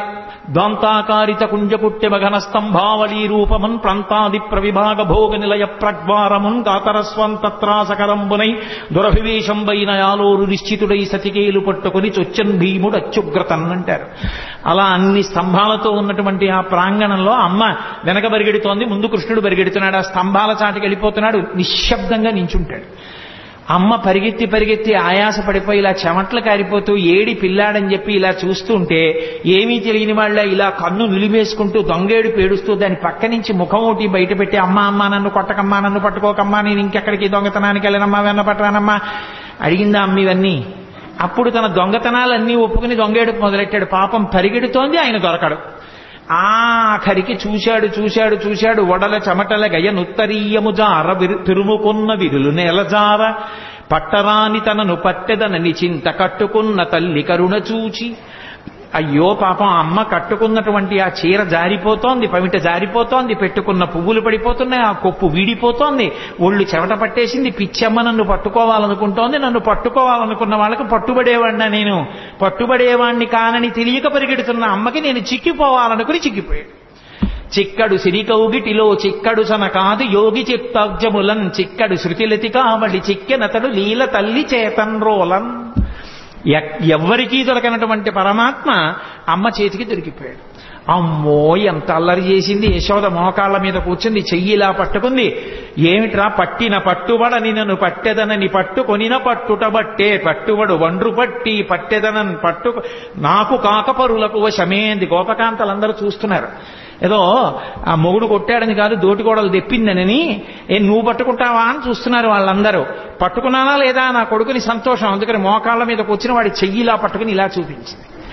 ఏమిటి? జగత్తుల నీలే పరమాత్మకి వేలు చూపించింది ఒక గోపకాంత. చూపించి ఏరా కడుపులో బాధ, కొడుకు తిట్టలేదు, ప్రేమ లేక లేక పుట్టినవాడు, ఆ ముఖం వంక చూస్తే ముగ్ధమోహనంగా ఉంటాడు, దొంగ ఏడు పేడి చేస్తున్నాడు, ఇక్కడ వరకు కాటుకు అంటుకుపోయింది, పెదిమిలు ఎదిరిపోతున్నాయి, చేత్తో ఇలా ఇలా విడిపించుకునే వాళ్ళ చూస్తున్నాడు.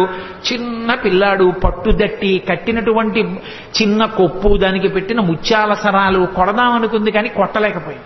వీరెవ్వరు శ్రీకృష్ణులు కారా ఎన్నడును వెన్న తినరట చోరత్వం మించుకొను నెరయరట ధరిత్రినెట్టి నీతులు కలరే. ఏరా పాపం నువ్వు ఎప్పుడు దొంగతనం చేయవుట, ఇంత వెన్న కూడా తినవుట, పాపం నేనంతా దాచేసుకుంటున్నాను రా, నిన్ను కని నా కడుపు ఖాళీ అయిపోయింది కదూ, నేను తినేస్తున్నాను, నీకెప్పుడు పెట్టనే. అమ్మ పిల్లాడి మీద దెబ్బలాడితే ఎంత అమాయకంగా దెబ్బలాడుతుందో అలా దెబ్బలాడి నిన్ను కట్టేస్తానని వికచకమలనగిన వేరొక ఇంటిలో వెలయరోలు తిరగవేసి ఎక్కి ఆ ఇంట్లో గెడుతోంది, అక్కడికి గెడుతోంది, ఆ రోజు దగ్గరికి గెడుతోంది, ఆ తాడు ముక్కలన్నీ తీసుకొస్తోంది, పొట్ట చుట్టూ తిప్పుతోంది, 2 అంగుళాలు తక్కువ వస్తోంది. ఇలా విడిచిపెట్టి తాడు ముడేస్తే పారిపోతాడు. ఆ నడుం చుట్టూ చెయ్యేసి ఇలాగే పెట్టి 2 ముళ్ళేస్తోంది, మళ్ళీ పొట్ట చుట్టూ తిప్పుతోంది, మళ్ళీ 2 అంగుళాలు తెస్తోంది, మళ్ళీ తక్కువ వస్తోంది, మళ్ళీ తిప్పుతోంది. ఎందుకు 2 అంగుళాలు తక్కువ వస్తోందని ఆవిడ ఆలోచించారు. నేను పట్టగలను, నేను కొట్టగలనంటే దొరికే మనిషి ఆయనంతటా ఆయన పట్టుబడాలి కానీ ఆఖరికి తెచ్చింది ఆఖరికి ఆ తాడుకి 2 అంగుళాలు సరిపోయింది, కట్టేసింది. పోతన గారు అన్నారు, జ్ఞానులచే దానులచే మౌనులచే యోగ సంవిధానులచే తన్పూని నిబద్ధుండగునే శ్రీనాథుడు భక్తియుతుల చేతన్ బోలన్ అన్నారు. నేను కట్టెయ్యాలని తాపత్రయపడి ఒళ్ళంతా చెమట పట్టిన యశోదాదేవికి తాను దొరికిపోవాలని దొరికిపోయినటువంటి చిన్ని కృష్ణుడు తప్ప నిజంగా లోకంలో ఆయనని పట్టగలిగిన వాళ్ళు ఉన్నారా, కట్టగలిగిన వాళ్ళు ఉన్నారా? అలా కట్టేసి తీసుకెళ్లి రోటికి కట్టేసింది. ఉలూకల బంధన లీల అని ఆయన్ని కట్టిన లీల విన్నంత మాత్రం చేత కర్మపాశములు తెగిపోతాయి. అసలు చిన్ని కృష్ణుడిగా ఆయన చేసిన అల్లరి యశోదాదేవి పొందిన ఆనందం బహుశಃ ఎవ్వరూ పొందరు. భాగవతం పద్యాలు నోటికి వచ్చిన వాళ్ళు ఇంట్లో పసిపిల్లలుంటే పాడుకుని ఎప్పటికప్పుడే ఆ సందర్భాన్ని చూసి ఆ పద్యాలు చదువుకుని సంతోషపడిపోవచ్చు. అసలు ఆ పిల్లలకి స్నానం చేయించడం ఎంత అందంగా వర్ణించారండి పోతన గారు. ఆ పిల్లాన్ని పడుకోబెట్టి బాలునికి నూనె తలయంటి పసుపు రాసి బోరు కాడించి హరి రక్ష పొమ్మటంచు జలములొక కొన్ని చుట్టి రాతల్లి దీవించి తొట్లను నిచి పాడిరయ్యు విదలెల్లా అన్నారు. పసిపిల్లలకి స్నానం చేయిస్తే ఎలా చేయిస్తారో అలా వృద్ధ గోపకాంతలు వచ్చి ఆ పిల్లాన్ని ఇలా కాళ్ళు ఇటువైపు పక్కకి తల కిందకి ఉండేటట్టుగా పడుకోబెట్టి నూనెలో చేయి కృష్ణ పరమాత్మని పడుకోబెట్టుకుని ఆయన ఒళ్ళంతా నూనె రాసి వెనక్కి తిప్పి బోర్లా పడుకోబెట్టి ఆ వీపుకంతా నూనె రాసి ఆయన్ని ఒళ్ళంతా పసుపు రాసేసి ఇలా పైకి తీసి కూర్చోబెట్టి పిల్లాడి తల నిలబెట్టడం చేతకాక ఇలా అంటుంటే తల వెనకాల ఇలా పట్టుకుని ముందు ఇలా చేయి పెట్టమని ఉక్కిరి బిక్కిరి అయిపోతాడని తల మించి గోరువెచ్చటి నీళ్లు పోసేస్తుంటే అంటూ బొత్స అక్కళ్ళిస్తూ ఆయన స్నానం చేసిన తర్వాత ఆ నీళ్లు ఇలా చుట్టూ తిప్పి నీకు శ్రీరామరక్ష 1000 ఏళ్ల ఆయుష్ 1000 ఏళ్లు ఐశ్వర్యంతో ఉండాలి, బుట్టడు పిల్లలతోటి 2 బుట్టల మనవలతోటి 3 బుట్టల మునిమనవలతోటి 4 బుట్టల ఇనుమనవలతోటి నీ ఇంటికి ఎప్పుడు అతిథులు వస్తూ ఎప్పుడు కంచాలు వేస్తూ అన్నాలు పెడుతూ ఐశ్వర్యంతో పాండిత్యంతో పద్యాలు చెప్తూ సభా గౌరవాలు పొందుతూ ఎంతో గౌరవాన్ని పొందాలరా నాన్న అని చెప్పి ఆ తల్లి ఆ గోపకంతా ఆశీర్వచనం చేస్తోంది. ఎవరికి? లక్ష్మీనాథుడైనటువంటి పరమాత్మకి. అందుకెళ్ళాడు నందవ్రజానికి. అమాయకుడై వెళ్ళలేదు. వాళ్ళు ఎంత స్వచ్ఛమైన హృదయాలున్న వాళ్ళు. అందుకే ఎవరైనా తనక కొడుకు పుడితే ఆనందిస్తారు. అందులో కొడుకులు లేని వాళ్ళు చాలా మంది ఉన్నారు. అదే యశోదకి కొడుకు పుట్టాడని తెలియగానే వాళ్ళు ఎంత సంతోషపడిపోయారో. ఏమినోమ ఫలమో ఇంత ప్రొద్దొక వార్త వింటిమ బలలా రవినులరా మన యశోద చిన్న మగవానిక నెనట చూచివత్తమమ్మ సుధతులార నలనివాడు చలనివాడు చిన్నవాడు చిక్కినాడు ఏ నోమ ఫలమో ఏ పూర్వ ఫలమో అంటూ వాళ్ళందరూ ఆ యశోద దగ్గరికి వెళ్ళి సూతికాగృహంలోకి ఆడవాళ్ళు వెళతారు, మగవాళ్ళు వెళ్ళకూడదు. మగవాళ్ళు బయట నించున్నారు. ఆ నందుడి దగ్గరికి వెళ్ళి నందుడిని అభినందిస్తారు, కొడుకు పుట్టేట కదా అని. నందుడు రాజుగారి దగ్గరికి వెళ్ళేటప్పుడు మరి కొంచెం డాంబికంగా వెళ్ళాలి. మరి కంచుకములు తలకట్లను కాంచన భూషాంబరములు మెరయగ గోపకు లేతించిరి మంచి పదార్థములు కొనుచు మాధవు చూడన్. మాధవుడు అన్నారు. పుట్టినవాడు లక్ష్మీపతి, శ్రియప్పతి. అందుకే ఆయన పుడితేట మిగిలిన వాళ్ళకి తెలియలేదు గాని క్రేళ్లురికె మసలిలేగలు మల్లడిగుని రెంకెలిడియమద వృషభంబుల్ పెళ్ళున ముదుగుల పొదుగుల చల్లించన్ పాలు బాలు సంభవ వేళన్ అన్నారు పోతన గారు. ఈయన పరమాత్మ పరిపూర్ణావతారం కృష్ణుడు మా వెనకాతలు వస్తాడు. మమ్మల్ని అందరినీ ఇలా ఒళ్ళు నిమురుతాడు. సాయంకాలం వేళ మమ్మల్ని కడతాడు. బంధనాలు విప్పే పరమాత్మ మాకు బంధనాలు వేస్తాడు. ఆయనే మమ్మల్ని తడుగుతాడు, ఆయనే మాకు గడ్డి పెడతాడు, ఆయనే పాలు పితుకుతాడు. మా అదృష్టం అన్నయిట. లీలాశుకుడు పొంగిపోయాడు. గోధూళిధూ సరిత కోమల గోపవేషం గోపాల బాలక చతైరనుగమ్యమానం సాయంతనే ప్రతిగృహం పశుబంధనార్థం గచ్చంతమచ్యుత శిశుం ప్రణతోస్మి నిత్యం అన్నాడు. ప్రతిరోజు సాయంకాలం అయ్యేటప్పటికి ఆ ఆవుల్ని దూడల్ని కొన్ని వేల దూడల్ని తరుముకొస్తూ వాటన్నిటికీ పేర్లు పెట్టేవాడు. సే లక్ష్మి, అంబ, కళ్యాణి, సరస్వతి, పార్వతి మీ అందరిగో వీళ్ళ ఇంట్లోకి వెళ్ళిపోండి అనేవాడు. ఆవులన్నీ వీళ్ళ ఇంట్లోకి వెళ్ళిపోయి ఆ గోపకాంతలందరికీ చిన్ని కృష్ణుడిని చూస్తే సంతోషం. కృష్ణ కృష్ణ ఈ పార్వతి అస్సలు మాట వింటలేదు, కొంచెం కట్టేసి వెళ్ళిపోదు అనేవాడు. అంటే ఆ ఆవు పలు పట్టుకుని ఇలా గట్టిగా లాగుతుంటే డొక్కలు అక్కలించిపోయి ఉరప్పంజరం బయటికి వస్తే ఆ ఆవు నిగడదని నించుని ఆఖరికి ముందుకి గబుక్కును వదిలేస్తే కింద పడిపోయిన కృష్ణుడు మళ్లీ లేచి ఆ పలుపు పట్టుకుని వెళ్ళి కట్టేస్తుంటే ఆ గోపకాంతలు నవ్వేవార్త. అందరి బంధనాలు విప్పేసే కృష్ణ, నువ్వు సాయంకాలం గోధూళి మీద పడి ఉండగా వెళ్ళి ఆ ఆవుల్ని కడుతున్నటువంటి దృశ్యం నా మనసులో నిలబడిపోయింది, ప్రతిరోజు నమస్కరిస్తానన్నాడు లీలాచకుడు. అందుకే గోధూళి ధూసరిత కోమల గోపవేషం గోపాల బాలక శతైరనుగమ్యమానం సాయంతనే ప్రతిగృహం పశుబంధనార్థం గచ్చంతమచ్యుత శిశుం ప్రణతోస్మి నిత్యం. ప్రతిరోజు నమస్కరిస్తాను ఆ కృష్ణ స్వరూపానికి అన్నాడు. ఆవులు దూడలు ఎంత పొంగిపోయాయో, కృష్ణుడు పుట్టాడని షేరు పాలిచ్చే ఆవులు 2 షేర్ల పాలిచ్చేసాయి. ఈ ఆభీర కుమారుడు వీరుండై వీరవైరి జేతయునై శ్రీయుతుడై దీర్ఘాయుష్మంతుండగునని పాయక దీవించినప్పుడు బ్రాహ్మణ జనముల్ దుందుబులు మెరసె గాయక సందోహము పాడే సూత సముదాయముతో వందిజనులు కీర్తించిరి క్రందుగ వీతించ భద్రకాహళ రవముల్ అంటారు పోతన గారు. ఆ నందుడు ఎంత సంతోషపడిపోయాడో, ఎన్ని గోవులు దానం చేసేశాడో. ఆఖరికి వసుదేవుడు కూడా కారాగారంలో ఉండగా పరమాత్మ నా కడుపున పిల్లవాడుగా పుట్టాడని స్నానము చేయక రామిని ఆనంద రసాబ్ది మగ్నుండై ధేనువులను 10,000 విప్రులకును మానసికముగా ధారవోసే మరి ఇచ్చుటకున్నారు. 10,000 గోవుల్ని మానసికంగా ధారపోసేసేట. శ్రీ మహావిష్ణువు నా కొడుకుగా పుట్టాడు అని వసుదేవుడిచ్చాడు. ఓ భద్రకాహళములు మోగాయి, దుందువులు మెరసాయి, సూత సముదాయముతో వందిజనులు కీర్తించారు.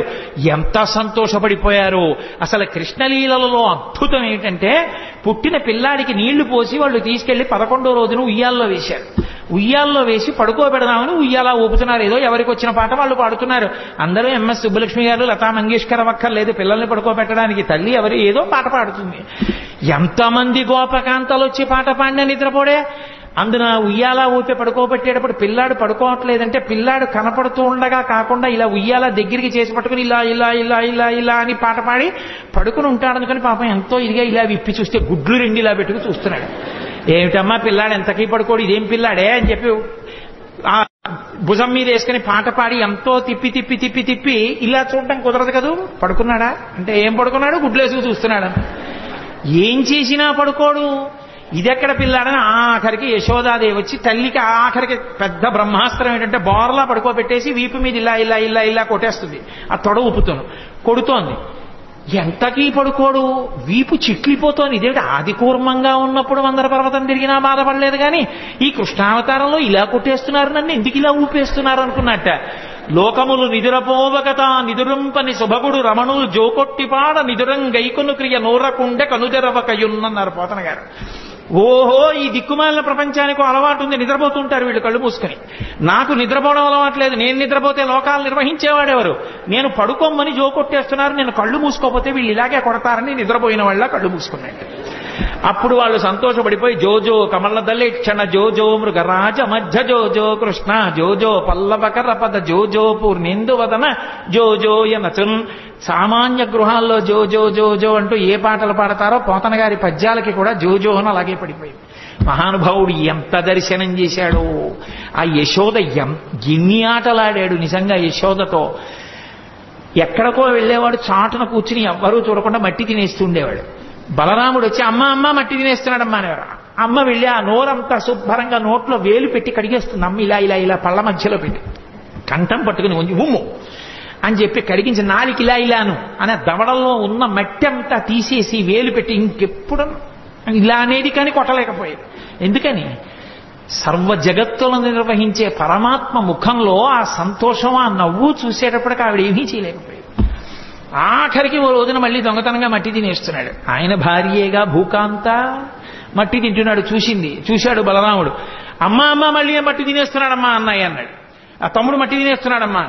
పరిగెత్తుకొచ్చింది యశోద చేయబట్టుకుంది. ఏరా మన్నీటికి భక్షింతువు మన్ నియమము లేల మన్నింతువు అన్నయో సకులను చెప్పెదరన్నామ నేల వేరు పదార్థము లేదే. ఎంత గొప్పగా పడ్డాయండి పోతన గారికి పద్యాలు. ఏరా అన్నయ్య చెప్పాడు, నీ స్నేహితులు చెప్తున్నారు మన్ను తింటున్నావు, ఇది ఎక్కడికి కర్మరా? మన్ను తినడం ఏమిట్రా? చక్కటి వెన్నలేదా ఇంట్లో? పాలు లేవా? ఇటు మట్టి తింటామేమిటి? అంతే ఇలా చూశాడు. అన్నయ్య వంక నేరం చెప్పాడని స్నేహితుల వంక చూశాడు. ఇంత పిల్లాడు కళ్ళకి కట్టినట్టు చూపించారండి పోతన గారు. అమ్మిలా చేయి పట్టుకుని మోకాళ్ళ మీద కూర్చుంది, ఎక్కడికి తప్పించుకోలేడు. తన మీద చాడీలు చెప్పి పట్టించేస్తున్నారని కోపం.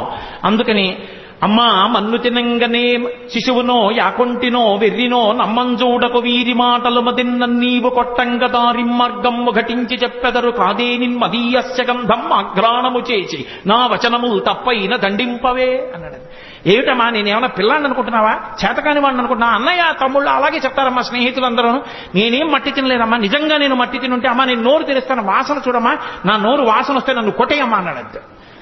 పిల్లాడంత దబాయించంత గబగబగబగబ మాట్లాడేస్తుంటే ముచ్చటేసేసింది శివకి. ఏది నోరు తెరు వాసన చూస్తాను అని నోరు తెరిచాడు. పిచ్చి తల్లి వాసన చూద్దామని దగ్గరికి వెళ్ళింది. ఆ లలితాంగి కనుంగొనె బాలుని ముఖముందు జలధి పర్వత వన శిఖి భూగోళ తరణి శశి దిక్పాలాధికారండంబైన బ్రహ్మాండంబున సమస్త బ్రహ్మాండములు నందవ్రజం తను నందుడు కూడా కనబడ్డారు.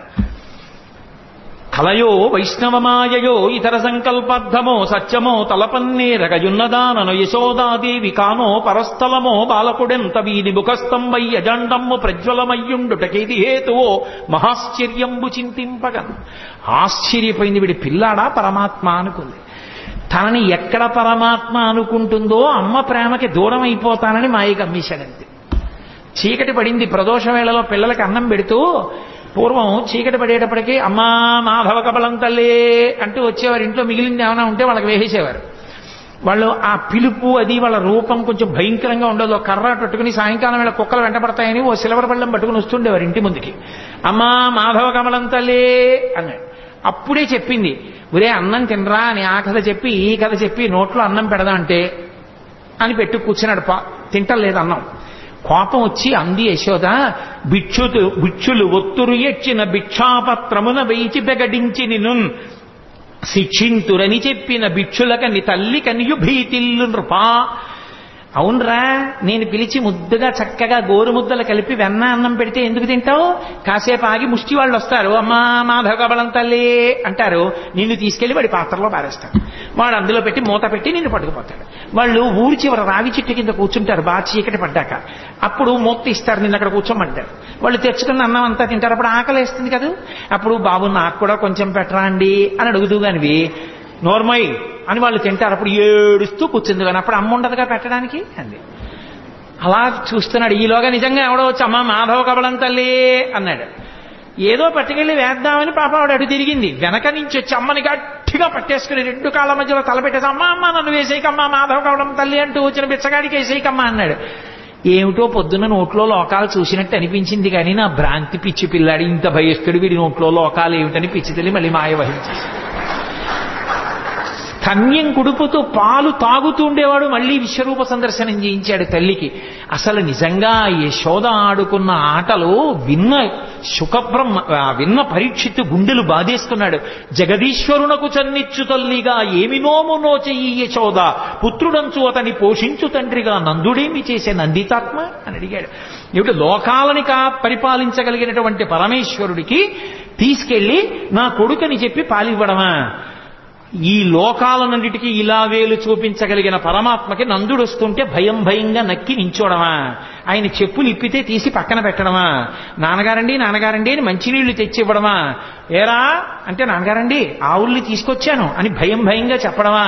ఏం పుణ్యం చేశారయా వీళ్ళిద్దరూ అంటే ధరాద్రోణుల వృత్తాంతం చెప్పవలసి వచ్చింది సుఖబ్రహ్మ. మహానుభావుడు కృష్ణ భగవానుడి లీలలు ఎన్ని లీలలండి, కళ్ళకి కట్టినట్టు వర్ణించారు. నేను ఇన్ని లీలలు ఎందుకు తలకొట్టుకు చెప్తున్నానంటే కృష్ణావతారంలో కృష్ణలీలలు వింటే మనసు మీద దాని ప్రభావం ఉంటుంది అని ఓ వాక్యం చెప్తే దాని అర్థం ఏమిటో బాగా ఆవిష్కరించిన వాడిని కాకుండా పోతానని. అవి వింటున్నప్పుడు మన మనసులో కృష్ణ పరమాత్మ యొక్క ముద్ర ఎలా పడుతుంది, ఆ లీలల వలన మనకి ఎంత ప్రయోజనాన్ని చేకూర్చాలని చేశాడన్న దానికోసం నేను ఈ లీలల్ని ఆవిష్కరించడం జరిగింది. నిజంగా కాళీయమర్దనంలో వెసదామోదరు పాదగాతనకతుల్ వేవేల చందంబులన్ ప్రసభాటోపముచూప బాపపణ భృచ్చటామండలం వసహం వై పగిలిన్ వళుల్ చదరగా నాస్యంబులన్ చోణితం వెసగన్ దంస్టలు నుగ్గుగాక గరడ వహ్నిజ్వాలికల్ వెల్వడన్. ఆ తోక పట్టుకుని ఆ పడగల మీదకెక్కి ఒక్కొక్క పడగ కిందకి దిగేట్టుగా గుద్ది పైకి లేస్తుంటే మళ్లీ ఎక్కి తొక్కుతుండేవాడు. యమునా బీజ మృదంగ వజ్జములు మ్రోయం తీర గోపౌఘర్ష మనోజ్ఞ ధనితంబు గేయముగ జంచత్కాళి తవ్యాళి రంగ తరంగ తలంబునన్ పశుపతిన్ గంజాక్షు నిర్మద్దనాక్షము హృద్యద్భుత భీమమై పరగ దివ్యశ్రేణి చూచెందివిన్. అద్భుతమైనటువంటి తాండవం ఆ కాళీయుడి పడగల మీద. ఎన్ని లీలలు ఒకటా రెండా, ఎన్ని లీలలు చేశాడో మహానుభావుడు. ఆఖరికి గోపాల బాలురందరితో కలిసి చల్ది తిండం. మనం ఏదో ఆ కార్తీక మాసం వచ్చేటప్పటికి వనభోజనం అంటాం. అసలు నిజంగా వనభోజనానికి ఆద్యుడెవరు అంటే కృష్ణ పరమాత్మే. గోపాల బాలురందరితో కలిసి ఆ చల్ది బంతులు తినడం కోసమని బయలుదేరాడు. ఏదో ఇంట్లో ఉన్నటువంటి సద్యన్నం ఆవకాయ ముద్దలు పట్టుకుని బయలుదేరారు వాళ్ళందరూ. ఓడి పెసరావకాయ, ఓడి ఆవకాయ, ఒకటి మాగాయ, ఒకటి కాయావకాయ, రకరకాల బూరగాయలు అన్ని పట్టుకుని బయలుదేరారు. అందరూ వెళ్లారు. చిత్రం ఏమిటంటే ఆ పిల్లలకి కృష్ణ పరమాత్మ చెప్తే తప్ప ఆకలేస్తోందన్న విషయం కూడా తెలియదు. ఆ స్వరూపం అటువంటిది. ఎండన్మగ్గితిరకటింబడితిరా రెండు ఎలా విచారింపగా రెండో బాలకులారయనచున్. ఆకలేస్తోంది, మీకు ఎండెక్కిపోయింది, రెండిరా అన్నం తినండిరా అని అందరినీ పిలిస్తే వాళ్ళు ఇలా పంక్తి వేసుకుని తినరు వాళ్ళు. ఎందుకంటే వాళ్ళకి కృష్ణుడు కనపడాలి. అందుకని వాళ్ళు గుండ్రంగా కూర్చుంటారట. పోతన గారు అన్నారు, జలజంత స్థిత కర్ణికం తిరిగిరా కూర్చుండి వీక్షించచున్ శిలలున్ పల్లవముల్ లతల్ తీగలు పత్రంబులు పుష్పంబులు కంచంబులుగా భుజించిరతటన్ గోపర్భపుల్ భూవరా. జలజాంత స్థిత కర్ణికం తిరిగిరా సంఘంబులయ్యున్న వాళ్ళందరూ ఒక పద్మం ఎలా ఉంటుందో దానికి రేకులు చుట్టూ ఎలా ఉంటాయో అలా ఉంటే మధ్యలో దుద్దులో కృష్ణుడు నించుంటాడు. వాళ్ళకి ఎంత భక్తి అంటే తెలిసో తెలియకో ఆ మధ్యలో నిలబడిన కృష్ణుడు ఏదో పరమాత్మ స్వరూపంగా నిలబడ్డం కాదు. ఆవుల్ని దూడల్ని కాసే కృష్ణుడు ఎలా ఉంటాడో అలాగే మట్టి కాళ్ళతో మట్టి చేతులతో పొద్దున్న స్నానం చేయరు, సాయంకాలం స్నానం చేస్తారు గోపాల బాలురు. అందరితో కలిసి వచ్చి వాళ్ళ మధ్యలో నిలబడి కూర్చుని తినడం కూడా కాదు, అలా నిలబడి కడుపున దిండుగా కట్టిన వలువలో లాలిత వంశనాళంబుజునిపి విమల శృంగంబును వేత్రదండంబును జారిరా నీకడా చంక నిరిగి మీగడ పెరుగుతో మేళవించిన చల్ది ముద్దయా వల్లి చేతన నయనునిచి చలరేగి కొసరి తెచ్చిన ఊరగాయలు వేళ్ల సందులను తాన నయనునిచి సంగడీల నడుమ చక్కగా కూర్చుండి నర్మభాషణముల నగవు నెరపి యాగభుక్త కృష్ణుడు అమరులు వెరగొంద శైశవంబు మెరసి చల్ది కుడిచే. పోతన గారు పొంగిపోయారంతే. అసలు ఆయన మధ్యలో నిలబడి ఆ పైన దట్టి తీసి ఇలా కడుపుకి అడ్డంగా పెద్ద బట్ట కట్టి ఏదో దిండు కట్టినట్టుగాను ఆ వేణువు తీసి అందులో పక్కకి దోపుకుని ఆవుల్ని దూడల్ని పిలవడానికి ఉపయోగించేటటువంటి బోరా కర్ర తీసి చంకలో పెట్టుకుని ఈ చెయ్యి ఇలా అంటే ఓ పడిపోతాయి, అందుకని ఇలాగే పెట్టుకుని అమ్మ పెట్టినటువంటి ఆ మేగడ పెరుగు ముద్ద ఒకటి ఎడం చేతిలో పెట్టుకుంటే కృష్ణ కృష్ణ మా ఇంట్లో ఆవకాయ పెచ్చు తినను ఓడిచ్చాడు, మా ఇంట్లో మాగాయ ముక్క తినను ఓడిచ్చాడు, అవన్నీ వేళ్ల మధ్యలో పెట్టుకుని ఇలా నాక్కుని ఇలా ముద్ద తింటూ వాడిచ్చిన ఎంగిలి ముద్ద తింటూ వాళ్ళల్లో వాళ్ళు ఇందులో పాత్రలోది అందులో పాత్రలోది ఏరుకు తినేస్తుంటే నేను ఇందుకు ఇలా చేయించుకోవడం, అందుకని అలా తినేస్తుంటే వాళ్ళు సంతోషంగా ఆ మధ్యలో నిలబడి తింటున్న ఎవరా కృష్ణుడు. యాగభోక్త కృష్ణుడమరులు వెరగొంద శైశవంబు మెరసి చల్ది కుడిచే. యాగభోక్త అయిన కృష్ణ పరమాత్మ స్వాహాకారంతో ఇస్తే తినవలసిన వాడు గోపాల బాలుల మధ్యలో ఇంగిళ్లు తింటుంటే రంభాదులు నాట్యం చేశారు పైన. ఏమీ ఆశ్చర్యం రా, ఇంతకి కిందకు వచ్చేశాడో పరమాత్మ.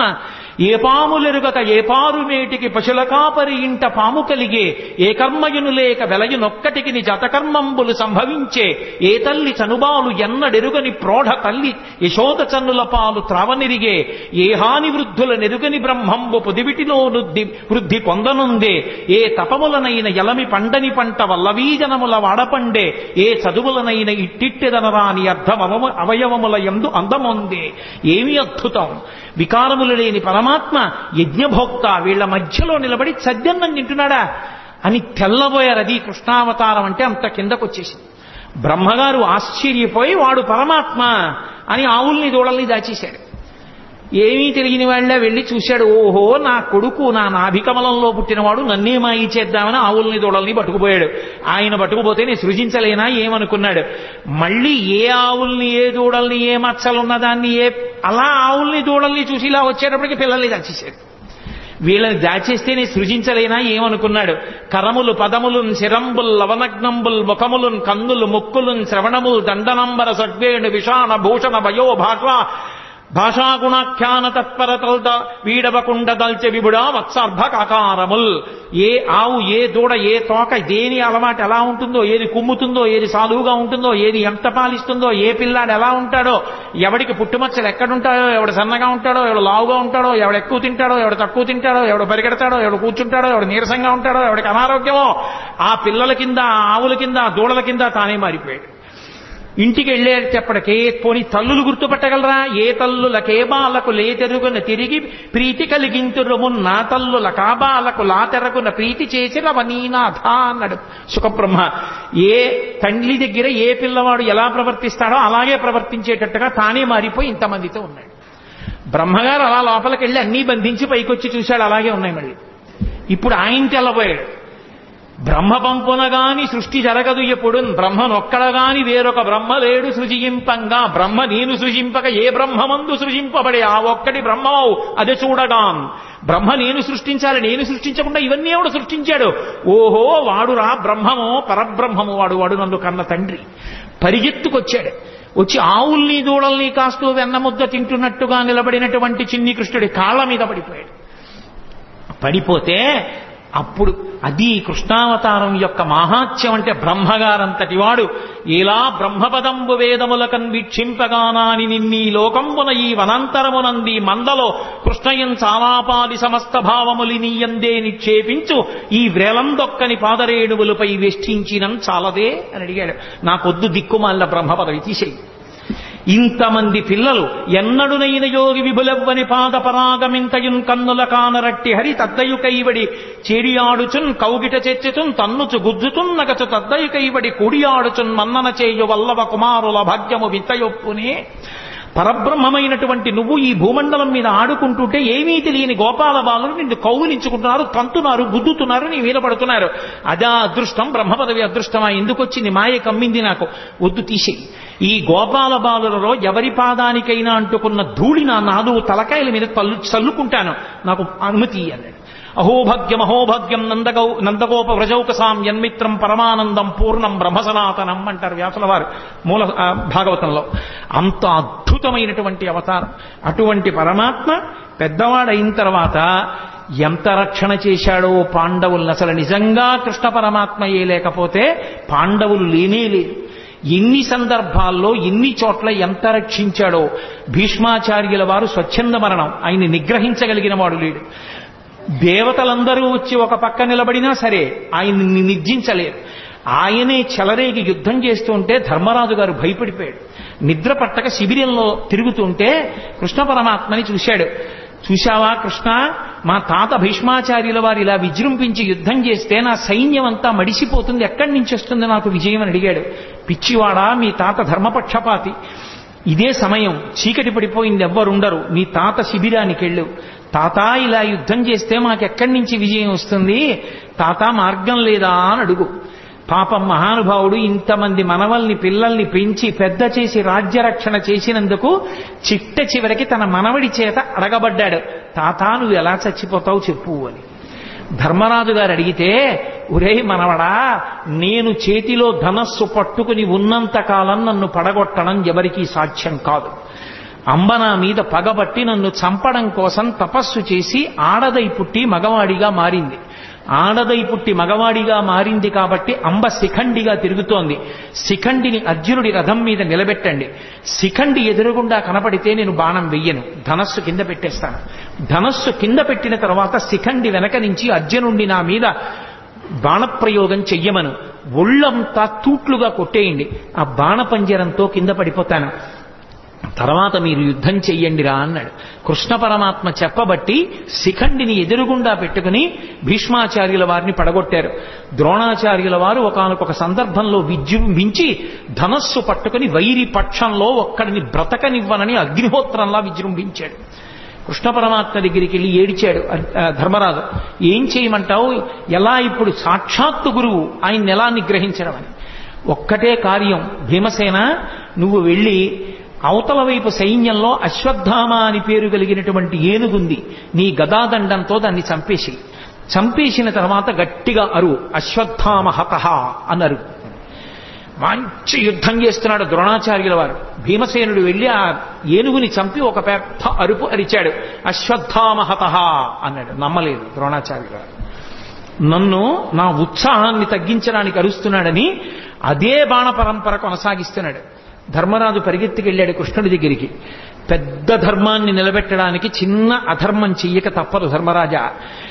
అశ్వత్థామ హతః అండం నీకు ఇష్టం లేకపోతే నువ్వు కనపడు చాలు. మనసులో అనుమానం ఉంది ద్రోణుడికి, అడుగుతాడు. నువ్వు చెప్తే మాత్రం నమ్మి తీరుతాడు. ఆయన ధనస్సు వదిలేయాలంటే ఒక్కటే మార్గం, నువ్వు ఆయన ముందు చెప్పావో అశ్వత్థామ చచ్చిపోయాడని ధనస్సు కింద పడేస్తాడు. కొడుకు మీద వ్యామోహం. అందుకని అశ్వత్థామ హతః అను అంటే గురువు ఎదురుగుండా నిలబడిన వాడు అంత మాట అనడమా, నేను అననన్నాడు. ప్రాణమే పోయినా నేనన్నా. అనక తప్పదు. పెద్ద సత్యాన్ని పెద్ద ధర్మాన్ని ఆవిష్కరించడానికి చిన్న అధర్మం చెయ్యాలి, పోనీ అబద్ధం చెప్పద్దు. అశ్వత్థామ హతః అని గట్టిగా అని కుంజరహ అని మెల్లిగాను అన్నాడు. కుంజరహ అంటే ఏనుగు. ధర్మరాజు గారు వెళ్ళగానే చూశాడు ద్రోణాచార్యుల వారు అబద్ధం ఆడ్డం అని. ధర్మరాజా అశ్వత్థామ ఏమయ్యాడన్నాడు. అశ్వత్థామ హతః కుంజరహ అన్నాడు. ధర్మరాజు గారి నోటి వెంట ఆ మాట విన్నాడంతే వదిలిపెట్టేశాడు. వదిలిపెట్టేయడం ఏమిటి, బాణాలు కొట్టేశాడు అర్జునుడు. దృష్టజ్యుమ్నుడు ఒక్క దూకు దూకి ద్రోణాచార్యుల వారి శిరస్సు కోసేశాడు. ద్రోణాచార్యుల వారు చనిపోయారు. ద్రోణాచార్యుల వారే పడిపోకపోతే యుద్ధంలో గెలిపెక్కడిది? ఇవన్నీ ఒకెత్తు. సైంధవుడు యుద్ధానికి వచ్చినప్పుడు పరమశివుడి గురించి తపస్సు చేశాడు. పరమశివుడి గురించి తపస్సు చేసి పంచపాండవుల్ని గెలిచే వరం ఇమ్మన్నాడు. పంచపాండవుల్ని గెలవడం నీ తరం కాదు, పాశుపతాస్త్రం నేనే ఇచ్చే అర్జునుడికి. అర్జునుడిని తక్క మిగిలిన నలుగురిని ఒకరోజు మాత్రం యుద్ధంలో గెలుస్తా ఉన్నాడు. అర్జునుడు దూరంగా ఉండడం చూసి అభిమన్యు కుమారుడు పద్మవ్యూహంలోకి వెళ్తే సైంధవుడు నలుగురిని, ధర్మరాజు, భీముడు, నకులుడు, సహదేవుడిని నలుగురిని లోపలికి వెళ్లకుండా చూసి అభిమన్యుడు చచ్చిపోవడానికి కారణమయ్యాడు. అందుకని సైంధవుడిలో అడ్డుపడ్డాడంటారు. రాత్రి శిబిరానికి తిరిగి వచ్చినటువంటి అర్జునుడు ఏడిచాడు కొడుకు చచ్చిపోయాడని. ఏడిచి మీరు నలుగురు ఎందుకు వెళ్ళి రక్షించలేదని అడిగాడు అన్నల్ని. సైంధవుడు అడ్డుపడ్డాడు, అతనికి వరం ఉందన్నారు. తొందరపడి ప్రతిజ్ఞ చేసేశాడు. రేపు సూర్యాస్తమయానికి నేను సైంధవుడి తల తరగకపోతే నేనే చచ్చిపోతానన్నాడు. అర్జునుడు బానే పడుతున్నాడు ఆ రాత్రి, కృష్ణుడు నిద్రపోలేదు. మహాభారతం చదివితే ఎంత భక్తపరాధీనుడు రా అనిపిస్తుంది. ఆఖరికి అటు ఇటు దొర్లుతూ ఉంటే సారథి దారుకుడు వచ్చి పిలిచాడు, ఎందుకు అలా ఉన్నారని అడిగాడు. ఎలా నిద్రపడుతుంది, తొందరపడి ప్రతిజ్ఞ చేశాడు. ద్రోణాచార్యుల వారు తక్కువడా, అర్జునున్నొక్కడిని ఆపేస్తే చాలు రేపు ఖచ్చితంగా అర్జునుడు చచ్చిపోతాడు. ఆత్మహత్య చేసుకుని ప్రాణం వదిలిపెట్టేస్తే గెలుపు కౌరవులది. రేపు సైంధవుడు అర్జునుడికి చిక్కకుండా చూడడం ఎలాగో ద్రోణుడికి తెలుసు. ద్రోణుడు వ్యూహం పన్ని ఎక్కడో దాస్తాడు సైంధవుణ్ణి. యుద్ధంలో అసలు అక్కడ దాకా వెళ్ళడం కుదరదు. ఎందుకంటే ద్రోణాది వీరులు ముందే ఉంటారు. స్వర్ణ కవచాన్ని అభిమంత్రించి కట్టాడు దుర్యోధనుడికి. వెళ్ళలేకపోయాడు అర్జునుడు. వెళ్ళలేకపోయి ద్రోణాచార్యుల వారే పెద్ద పర్వత శిఖరంలో ఎదురుగుండా నించుని శకట వ్యూహం పన్నాడు. శకట వ్యూహం పన్ని లోపల ఎక్కడో చిట్ట చివర దాచేశాడు సైంధవుణ్ణి. పొద్దున్నైపోయింది, మధ్యాహ్నం అయిపోయింది, పొద్దు ఒరిగిపోతోంది. యుద్ధం చేస్తూనే ఉన్నాడు. ఎక్కడికో వెళ్ళాలి, ఇంకా మొదట్లో ఉన్నాడు. వ్యూహాన్ని ఛేదించనే లేదు. అయిపోయింది, సూర్యాస్తమయ వేళ అయిపోయింది. సైంధవుడు సంతోషపడిపోతున్నాడు. అమ్మయ్య, ఇక అర్జునుడు నా దగ్గరికి వచ్చే అవకాశమే లేదు, నేను చచ్చిపోనని. చిన్న బుచ్చుకున్నాడు అర్జునుడు. అయిపోతోంది సూర్యాస్తమయం, కాబట్టి చంపలేని సైంధవుణ్ణి. అయిపోయింది కురుక్షేత్ర యుద్ధం, నేను ప్రాణం విడిచిపెట్టవలసిందే. చూశాడు కృష్ణ పరమాత్మ అర్జునుడి యొక్క అవస్థ. చూశావా, తొందరపడితే బావా ఎలా ఉంటాయో పరిణామాలు, జాగ్రత్త వహించు, ఇప్పుడు నేనేం చేస్తానో చూడన్నాడు. మాయాతిమిరాన్ని సృష్టించాడు. అది సూర్యుడిని అడ్డింది. సూర్యాస్తమయం అయిపోయింది, అర్జునుడు కొట్టలేకపోతున్నాడే అన్నాడు. అలా మాటలు విని చీకటి పడింది అన్న మాట వినపడగానే అర్జునుడు దగ్గరలో లేడు కదా అని సైంధవుడు నిక్కి నిక్కి తలపైకెత్తాడు. తలపైకెత్తి నిలబడ్డాడు. బావా అడిగో సైంధవుడు కొట్టేయన్నాడు. బాణం వేసి వెంటనే తలని కొట్టాడు. కొట్టగానే మాయాతిబిరాన్ని తొలగించాడు. చీకటి పడ్డా కొట్టాడందాం అనుకున్నారు, మళ్ళీ సూర్యుడు పైకి వచ్చాడు. అమ్మా మనం పొరపాటు పడ్డాను రా, సూర్యాస్తమయం అవ్వలేదనుకుంటున్నారు. సైంధవుడి తల బావా కింద పడిందో నీ తల 100 వక్కలైపోతుంది. ఎందుకంటే సైంధవుడికి తండ్రి ఉన్నాడు, వృద్ధక్షత్రుడు ఆయన పేరు. ఆ వృద్ధక్షత్రుడికి తపస్సు చేస్తే పుట్టాడు, జయద్రథుడు అన్న పేరుతో సైంధవుడు. ఆయన పుట్టినప్పుడు అశరీరవాణి పలికింది, ఇతని యామరపాటులో ఉన్నప్పుడు ఒక సుక్షత్రియుడు ఇతని తల కొట్టేస్తాడంది. వెంటనే తండ్రి అన్నాడు, ఏ సుక్షత్రియుడు నా కొడుకు తల కొట్టి కింద పడేస్తాడో వాడి తల 100 వక్కలైపోతుంది అన్నాడు. ఎవడు తల కొట్టి కింద పడేస్తాడో వాడి తల 100 వక్కలవుతుంది అన్నాడు. బావా నీకు తెలియదు, వాళ్ళ తండ్రి శాపం ఉందా, తల కింద పడిపోతే నీ తల 100 వక్కలైపోతుంది, అందుకు నా తల కింద పడకుండా బంతులాడన్నాడు. ఓ పక్క యుద్ధం చేస్తూ ఓ పక్క బాణం వేస్తూ సైంధవుడి తల కింద పడకుండా పైన బంతులాడాడు. బావా ఇటు యుద్ధం కష్టంగా ఉంది, పాశుపతాస్త్రం వేసి దీన్ని ఎక్కడో హిమాలయ పర్వతాల అవతల ఉన్నటువంటి ఆ శమంతక పంచకం దగ్గర కూర్చుని అసుర సంధ్య వేళ అవుతోందని సంధ్యావందనానికి కూర్చున్నాడు వృద్ధక్షత్రుడు. ధ్యానంలో ఉన్నాడు. ఆయన చేతుల్లో పడేటట్టు కొట్టు, వాళ్ళ తండ్రి చేతుల్లోనే పడుతుంది తలకాయ అన్నాడు. తిన్నగా పాశుపతాస్త్రం వేస్తే సైంధవుడి తలకాయ వెళ్ళి వృద్ధక్షత్రుడి చేతిలో పడింది. ఇదేమిట్రా అర్ఘ్యమిద్దామంటే చేతిలో తలకాయ పడింది, చెయ్యని ఇలా అన్నాడు కొడుకుని చూసుకోకుండా. ఆయన చేతిలోంచి తల కింద పడింది కాబట్టి ఎవరి చేతిలోంచి తల కింద పడిందో వాడి తల 100 వక్కలవ్వాలి. తండ్రి వృద్ధక్షత్రుడి తలకాయ 100 వక్కలైంది. కృష్ణుడు లేకపోతే అర్జునుడి బతికేమవును, పాండవులేమో. మహానుభావుడు మహాభారత యుద్ధంలో ఒకసారి కాదు ఎన్ని మాటలో కర్ణుడు ఎదురుగుండా నిలబడి ఇంద్రుడిచ్చిన నాగాస్త్రాన్ని ప్రయోగిస్తే నాగాస్త్రం వచ్చేస్తోంది. ఇక అర్జునుడి కంఠం మీదకి వస్తోంది, తల నరికేస్తుంది. వెంటనే తన బొటనవేలు పెట్టి రథాన్ని నొక్కాడు. 5 అంగుళాలు కిందికి దిగిపోయింది. రథం భూమిలోకి దిగిపోతే ఆ వచ్చినటువంటి నాగాస్త్రం అర్జునుడి కిరీటాన్ని కొట్టింది. ఆ కిరీటం కింద పడిపోయింది. అర్జునుడు దక్కాడు.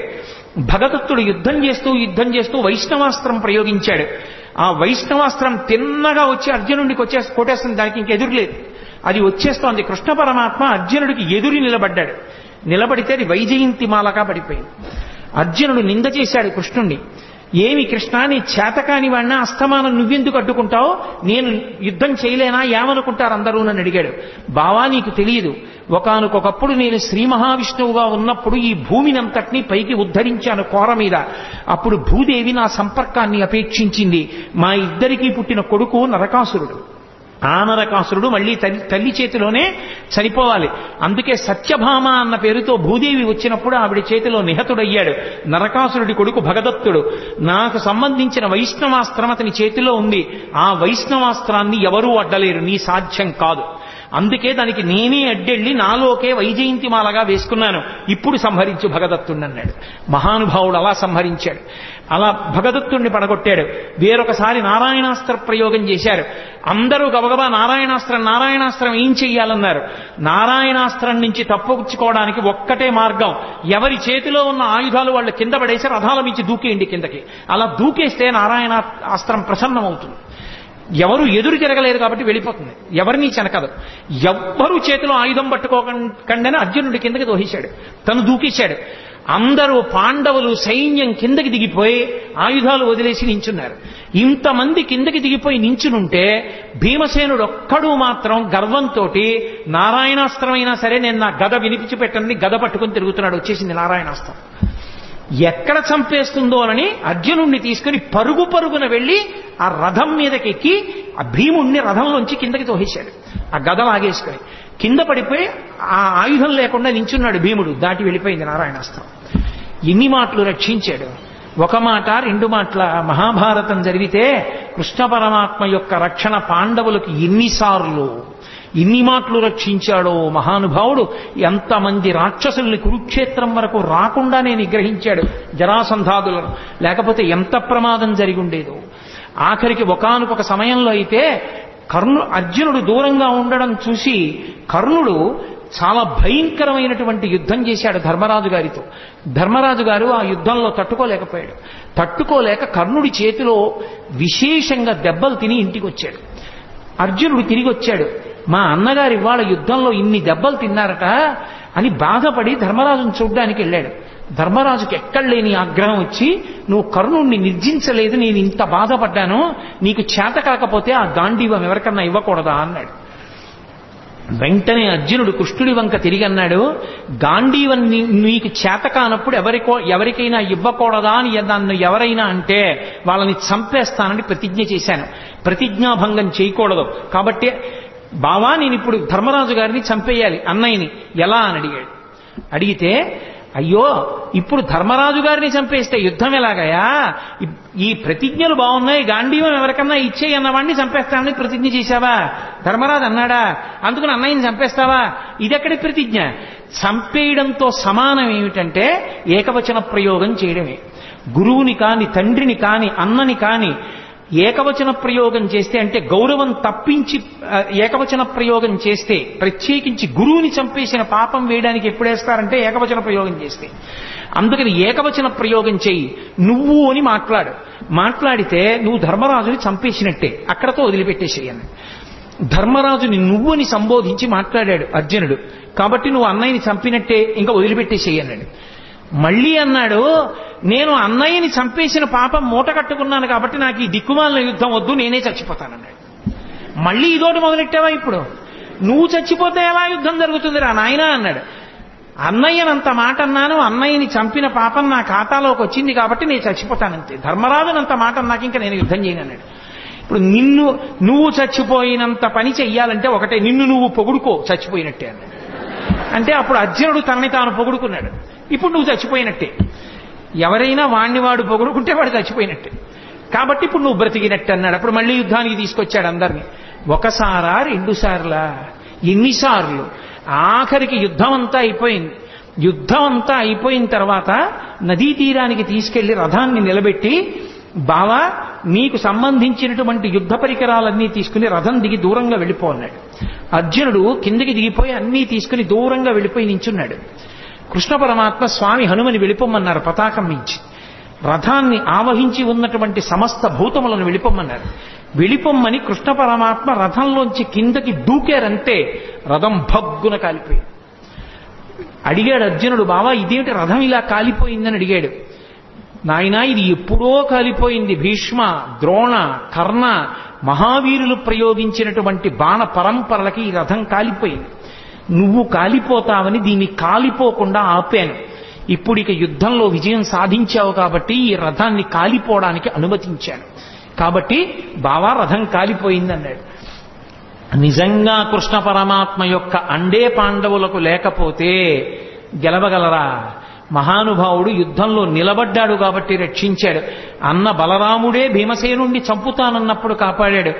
ఆఖరికి యుద్ధం అంతా అయిపోయిన తర్వాత 9 కొడుకుల్ని భీముడే చంపాడన్న కారణం మీద భీముణ్ణి ఉరే నాయన దగ్గరకు రారా కౌగిలించుకుంటానన్నాడు ధృతరాష్ట్రుడు. పాపం అమాయకంగా వెళ్ళిపోతున్నాడు భీమసేనుడు. చెయ్యి పట్టుకుని వెనక్కి లాగి, బావా నీకు తెలియదు కాసేపు పక్కనుండని ఇనప భీముని యొక్క విగ్రహాన్ని చేయించాడు. ఆ విగ్రహాన్ని దగ్గరికి జరిపాడు. ఆ ధృతరాష్ట్రుడు వచ్చి, ఆయన బాహుబలం అటువంటిది, గట్టిగా కౌగిలించుకున్నాడు. ఆ భీముడి విగ్రహం పిండైపోయి కింద పడిపోయింది. అయ్యో భీమా చచ్చిపోయావా నాయనా అని దొంగేడుపు మొదలెట్టాడు. నువ్వు ఎడవక్కర్లేదులే, భీముడు బ్రతికే ఉన్నాడు, ఇప్పటికీ నీకు బుద్ధి రాలేదా అని మాట్లాడాడు. లేకపోతే ఏమైపోను, గాంధారి పంచపాండవుల్ని శపించాలనుకుంది. ఒక్కొక్కళ్ళని పిలిచి మాట్లాడితే హడిలిపోయి పారిపోయారు ఒక్కొక్కడు. చిట్ట చివర ధర్మరాజుని పిలిచింది. అమ్మ తప్పు చేసిన పిల్లాడిని పిలిస్తే, అమ్మా కొట్టినా నీ ఇష్టం, చంపినా నీ ఇష్టం అమ్మా, తప్పు చేశానని కాళ్ల మీద పడిపోతే ఏమీ చేయలేని తల్లిలా ధర్మరాజు వచ్చి గాంధారి కాళ్ల మీద పడిపోతే పెద్ద నిట్టూర్పు విడిచింది. ఆ నిట్టూర్పు విడిచినప్పుడు ఆవిడ కళ్ళకి కట్టుకున్న బట్ట జారింది. జారినందుకు ఆవిడ కళ్ళల్లోంచి వచ్చినటువంటి కాంతి ఆ ధర్మరాజు గారి పాదాల వేళ్ల మీద పడింది. ఆయన వేళ్లు కాలి బొబ్బలెక్కిపోయాయి. అంతటి తీవ్ర దృక్కులతో చూసింది. చిట్ట చివరికి పాండవులను రక్షించినందుకు గాంధారి వలన కృష్ణ పరమాత్మ శాపం పొంది అవతార పరిసమాప్తి చేశారు. భక్తపరాధీనుడై మహానుభావుడు ఎంతమందిని రక్షించాడో. అందుకే భీష్మాచార్యుల వారు భాగవతంలో స్తోత్రం చేస్తూ, త్రిజగన్మోహన నీలకంతితను ఉద్దీపింప ప్రాభాత నీరజబంధు ప్రభమైన చేలముపయిన్ రంజిల్ల. ఆయన వచ్చినప్పుడు ఎంత అందంగా ఉంటుందంటేట కురుక్షేత్రంలో యుద్ధానికి. త్రిజగన్మోహన నీలకాంతితను ఉద్దీపింప, 3 లోకములు కూడా ఆకర్షింపబడేటంతటి అందమైనటువంటి నీలమేఘ ఛాయతో ఉంటాడు. తను ఉద్దీపింప ప్రాభాత నీరజ బంధు ప్రభమైన చేలము పయిన్ రంజిల్ల నీలాలక వ్రజ సంయుక్త బంధుర సేవ్యమై విజృంభింప మా విజయుంచేరుడు వన్యకాడు మది నావేశించు నెల్లప్పుడు అంటాడు. ప్రాభాత నీరజ బంధు ప్రభమైన అంటే తామర పువ్వులకు మిత్రుడైనటువంటి ప్రభాతకాల సూర్య భగవానుడి యొక్క కాంతి ఎలా ఉంటుందో అటువంటి చేలమును కట్టుకున్నటువంటి వాడు. అటువంటి కృష్ణుడు అర్జునుడి రథం మీద కూర్చుని సారథ్యం వహించాడు కాబట్టి బ్రతికాడు. అదిగో ఆ భక్తపరాధీనుడైన కృష్ణుడున్నాడే, ఆయన నన్ను రక్షించుగాక అని చెప్పుకున్నాడు. హయరింకాముఖ ధూళి ధూసర పరిణ్యస్తాలకోపేతమై రయజాత శ్రమతోయ బిందుగితమై రంజిల్లు నిమ్మోముతో జయముం పార్థునకిచ్చు వెట్కనని నా శస్త్రాహుతించాలనొచ్చిగ బోరించు మహానుభావు మదిలో చింతింతు నశ్రాంతమున్నంటాడు. ఆయన కర్మ ఎదురుగుండా సారథ్యం చేసేటప్పుడు యుద్ధం జరుగుతుంటే మాట వినపడదు. రథం ఇటు పోనీ అని చెప్పడానికి చేతిలో ధనస్సు ఉంటుంది, బాణం ఉంటుంది. అప్పుడు రథి వెనకాతల ఉన్నవాడు సారథిని పిలవాలంటే కాలెత్తి డొక్కలో పొడుస్తాడు. పొడిస్తే వెనక్కి తిరిగి చూడాలి. ఆయన కర్మ కాలి చేశాడా సారథ్యం. హయరింకాముఖ ధూళి ధూసర పరిణ్యస్తాలకోపేతమై ముందు గుర్రాలు పరిగెడుతుంటే వాటి మించి పైకి రేగినటువంటి ధూళి ఒంటిని పట్టేస్తే చెమటలు పట్టి మట్టి అంటుకున్నవాడై అయినా కూడా జయముం పార్థునకిచ్చు వెట్కనని నా శస్త్రాహుతించాలనొచ్చియు బోరించు మహానుభావు మదిలో చింతింతున శ్రాంతమున్ అన్నాడు. నేను అన్ని అస్త్రాలు ప్రయోగిస్తుంటే వాటి ధాటికి తట్టుకుని ముందు సారథి మీద వేస్తుంటే సారథికి తగులుతాయి కాబట్టి వెనక అర్జునుణ్ణి రక్షించడానికి నా బాణములను ఎదుర్కొన్న కృష్ణుడున్నాడే, ఆయన నా మనస్సుని ఆవేశించుగాక. అలాగే మహానుభావుడు ఒక సూర్యుండు సమస్త జీవులకు తానొక్కొక్కడైతోచు పోలిక ఏ దేవుడు సర్వకాలము మహాలీలన్ నిజోత్పన్న జన్య కదంబ హృత్సరోరుహములన్ నానా విధానోరూపకుడయ్యొట్టు ఈశ్వరుని ప్రార్థింతు నశ్రాంతమున్ అంటాడు. ఒక్క సూర్యుడు ఒక్కొక్కళ్ళకి ఒక్కొక్క సూర్యుడిగా కనపడినట్టుగా ఉండి అందరినీ రక్షించేటటువంటి పరమాత్మ రాశీభూతమై కృష్ణుడిగా అర్జునుడి రథం మీద కూర్చుని యుద్ధం చేశాడే, ఆయన మమ్ము రక్షించుగాక.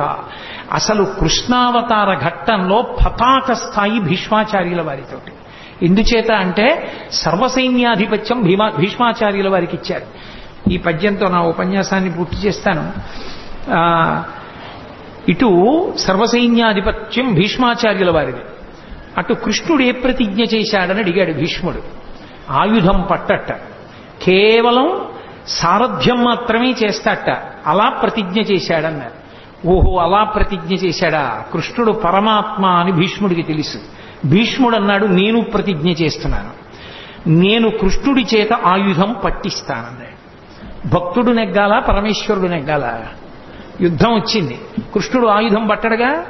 భీష్మాచార్యుల వారు యుద్ధం చేస్తున్నారు. కృష్ణుడి చేత ఆయుధం పట్టిస్తే భీష్ముడు నెగ్గుతాడు, కృష్ణుడు ఆయుధం పట్టకపోతే కృష్ణుడు నెగ్గుతాడు. భగవంతుడా భక్తుడా ఇద్దరికీ వేదిక కురుక్షేత్రమైంది. భీష్మాచార్యుల వారు విపరీతంగా బాణ పరంపర విడిచిపెట్టేస్తున్నారు. తట్టుకోలేకపోతున్నాడు అర్జునుడు. వెనక్కి తిరిగి చూశాడు కృష్ణుడు, పూచిన మోదుగు చెట్టును కొట్టినట్టు కొట్టేస్తున్నాడు. రక్తం కారిపోతోంది అర్జునుడికి. అంతే, మరిచిపోయాడు తన చేసిన ప్రతిజ్ఞ. కుప్పించి ఎగసిన కుండలం బులకాంతి గగన భాగం బెల్ల కప్పికొనగా ఉరికిన నోర్వక నుదరంబులో నున్న జగముల వ్రేగున జగతి కదుల చక్రంబు చేబట్టి చనుదించురయమునపై నున్న పచ్చని పటముజార నమ్మితి నాలావు నగుబాటు చేయకు మన్నింపుమని క్రీడి మరల దిగువ కరికి లంఘించు సింహంబు కరణి మెరసి నేడు భీష్ముని చంపుదు నిన్ను కాతు విడువు మర్జున యటంచు మద్ది శిఖవృష్టి తెరలి చనుదించు దేవుండు దిక్కు నాకు అని చెప్పుకున్నాడు భీష్మాచార్యుల వారు. ఎవరు నాకు దిక్కు అంటే చెప్పాడు. అదిగో ఆ రోజున నేను బాణ పరంపరలు విడిచిపెడుతుంటే అర్జునుడు తట్టుకోలేకపోతే ఎక్కడ అర్జునుడు కింద పడిపోతాడోనని అర్జునుణ్ణి రక్షించుకోవడం కోసం తను ఆయుధం పట్టనన్న ప్రతిజ్ఞని కూడా మర్చిపోయి పగ్గాలు విసిరి పారేసి రథం నుంచి కిందకి దూకేస్తే కుప్పించి ఎగసిన కుండలం బులకాంతి గగన భాగం బెల్ల కప్పికొనగా ఆ దూకినప్పుడు కృష్ణుడి కుండలములు ఇలా ఊగితే వాటి కాంతి ఆకాశాన్ని కప్పేసింది. ఆయన కడుపులో ఉన్నటువంటి జగములన్నీ ఇలా ఊగిపోతే కోపంతో ఆయుధం పట్టనన్నవాడు చక్రం పట్టుకుని పరిగెత్తుకొచ్చేస్తుంటే పైనున్న పచ్చని పటముజార వేసుకున్న పచ్చటి ఆ ఉత్తరీయం జారి కింద పడిపోతుంటే నమ్మితినాలావు నగుబాటు చేయకు మన్నింపు మన్ని క్రీడి మరల దిగువ. బావా అర్జునుడు చేతకానివాడు కాకపోతే కృష్ణుడు ఆయుధం పట్టుకున్నాడని లోకం చెప్పుకుంటుంది. బావా వదిలేయి అని అర్జునుడు వెంట పడుతుంటే, నేను సారథ్యం చేస్తుండగా నా వెనక నువ్వు ఉండగా నాకు పరమభక్తుడమైన నిన్ను నా ఎదురుగుండా ఇన్ని బాణాలు పెట్టి కొట్టేస్తాడా? సంపేస్తాను ఇవాళ భీష్మాచార్యుల వారిని ఏమనుకుంటున్నాడోనని కరికి లంఘించు సింహంబు కరణి మెరసి నేడు భీష్ముని చంపుతూ నిన్ను కాతు విడువు మర్జున యటంచు మధ్య శిఖవృష్టి తెరలి చనుదించు దేవుండు దిక్కు నాకు. అర్జున విడిచిపెట్టవాయా? ఏమిటి మాట్లాడుతున్నావు? నేనుండగా నిన్ను చంపుతాడా? ఏమిటా బాణాలేయడం? సంపేస్తాను ఇవాళ భీష్ముండని తన ప్రతిజ్ఞ కూడా మరిచిపోయి చక్రం పట్టుకుని పరిగెత్తుకుంటూ వచ్చి నన్ను చంపేద్దామని వచ్చేసినటువంటి భక్త పరాధీనుడైన కృష్ణ భగవానుడున్నాడే, ఆయన నాకు దిక్కని చెప్పుకున్నాడు భీష్మాచార్యుల వారు. అంతటి మహానుభావుడు కృష్ణావతారం అంటే ప్రాతస్మరణీయం. ఆ కృష్ణ భగవానుణ్ణి తలుచుకుంటే చాలు జగదాచార్యుడు. ఎన్ని యుగాలైపోయినా కూడా లోకానికి జ్ఞానాన్ని పెంచిపెట్టడానికి భగవద్గీతనిచ్చినటువంటి మహానుభావుడు, అనుగీతనిచ్చినటువంటి మహానుభావుడు. అంతటి కృష్ణ పరమాత్మ అంత గొప్ప అవతారం, పరిపూర్ణావతారం. అటువంటి కృష్ణావతారం తర్వాత వచ్చినటువంటి అవతారం కల్కి అవతారం. If you like this video, hit the like button. For more videos, subscribe to our channel. If you have learned anything from this video, comment down below. Subscribe.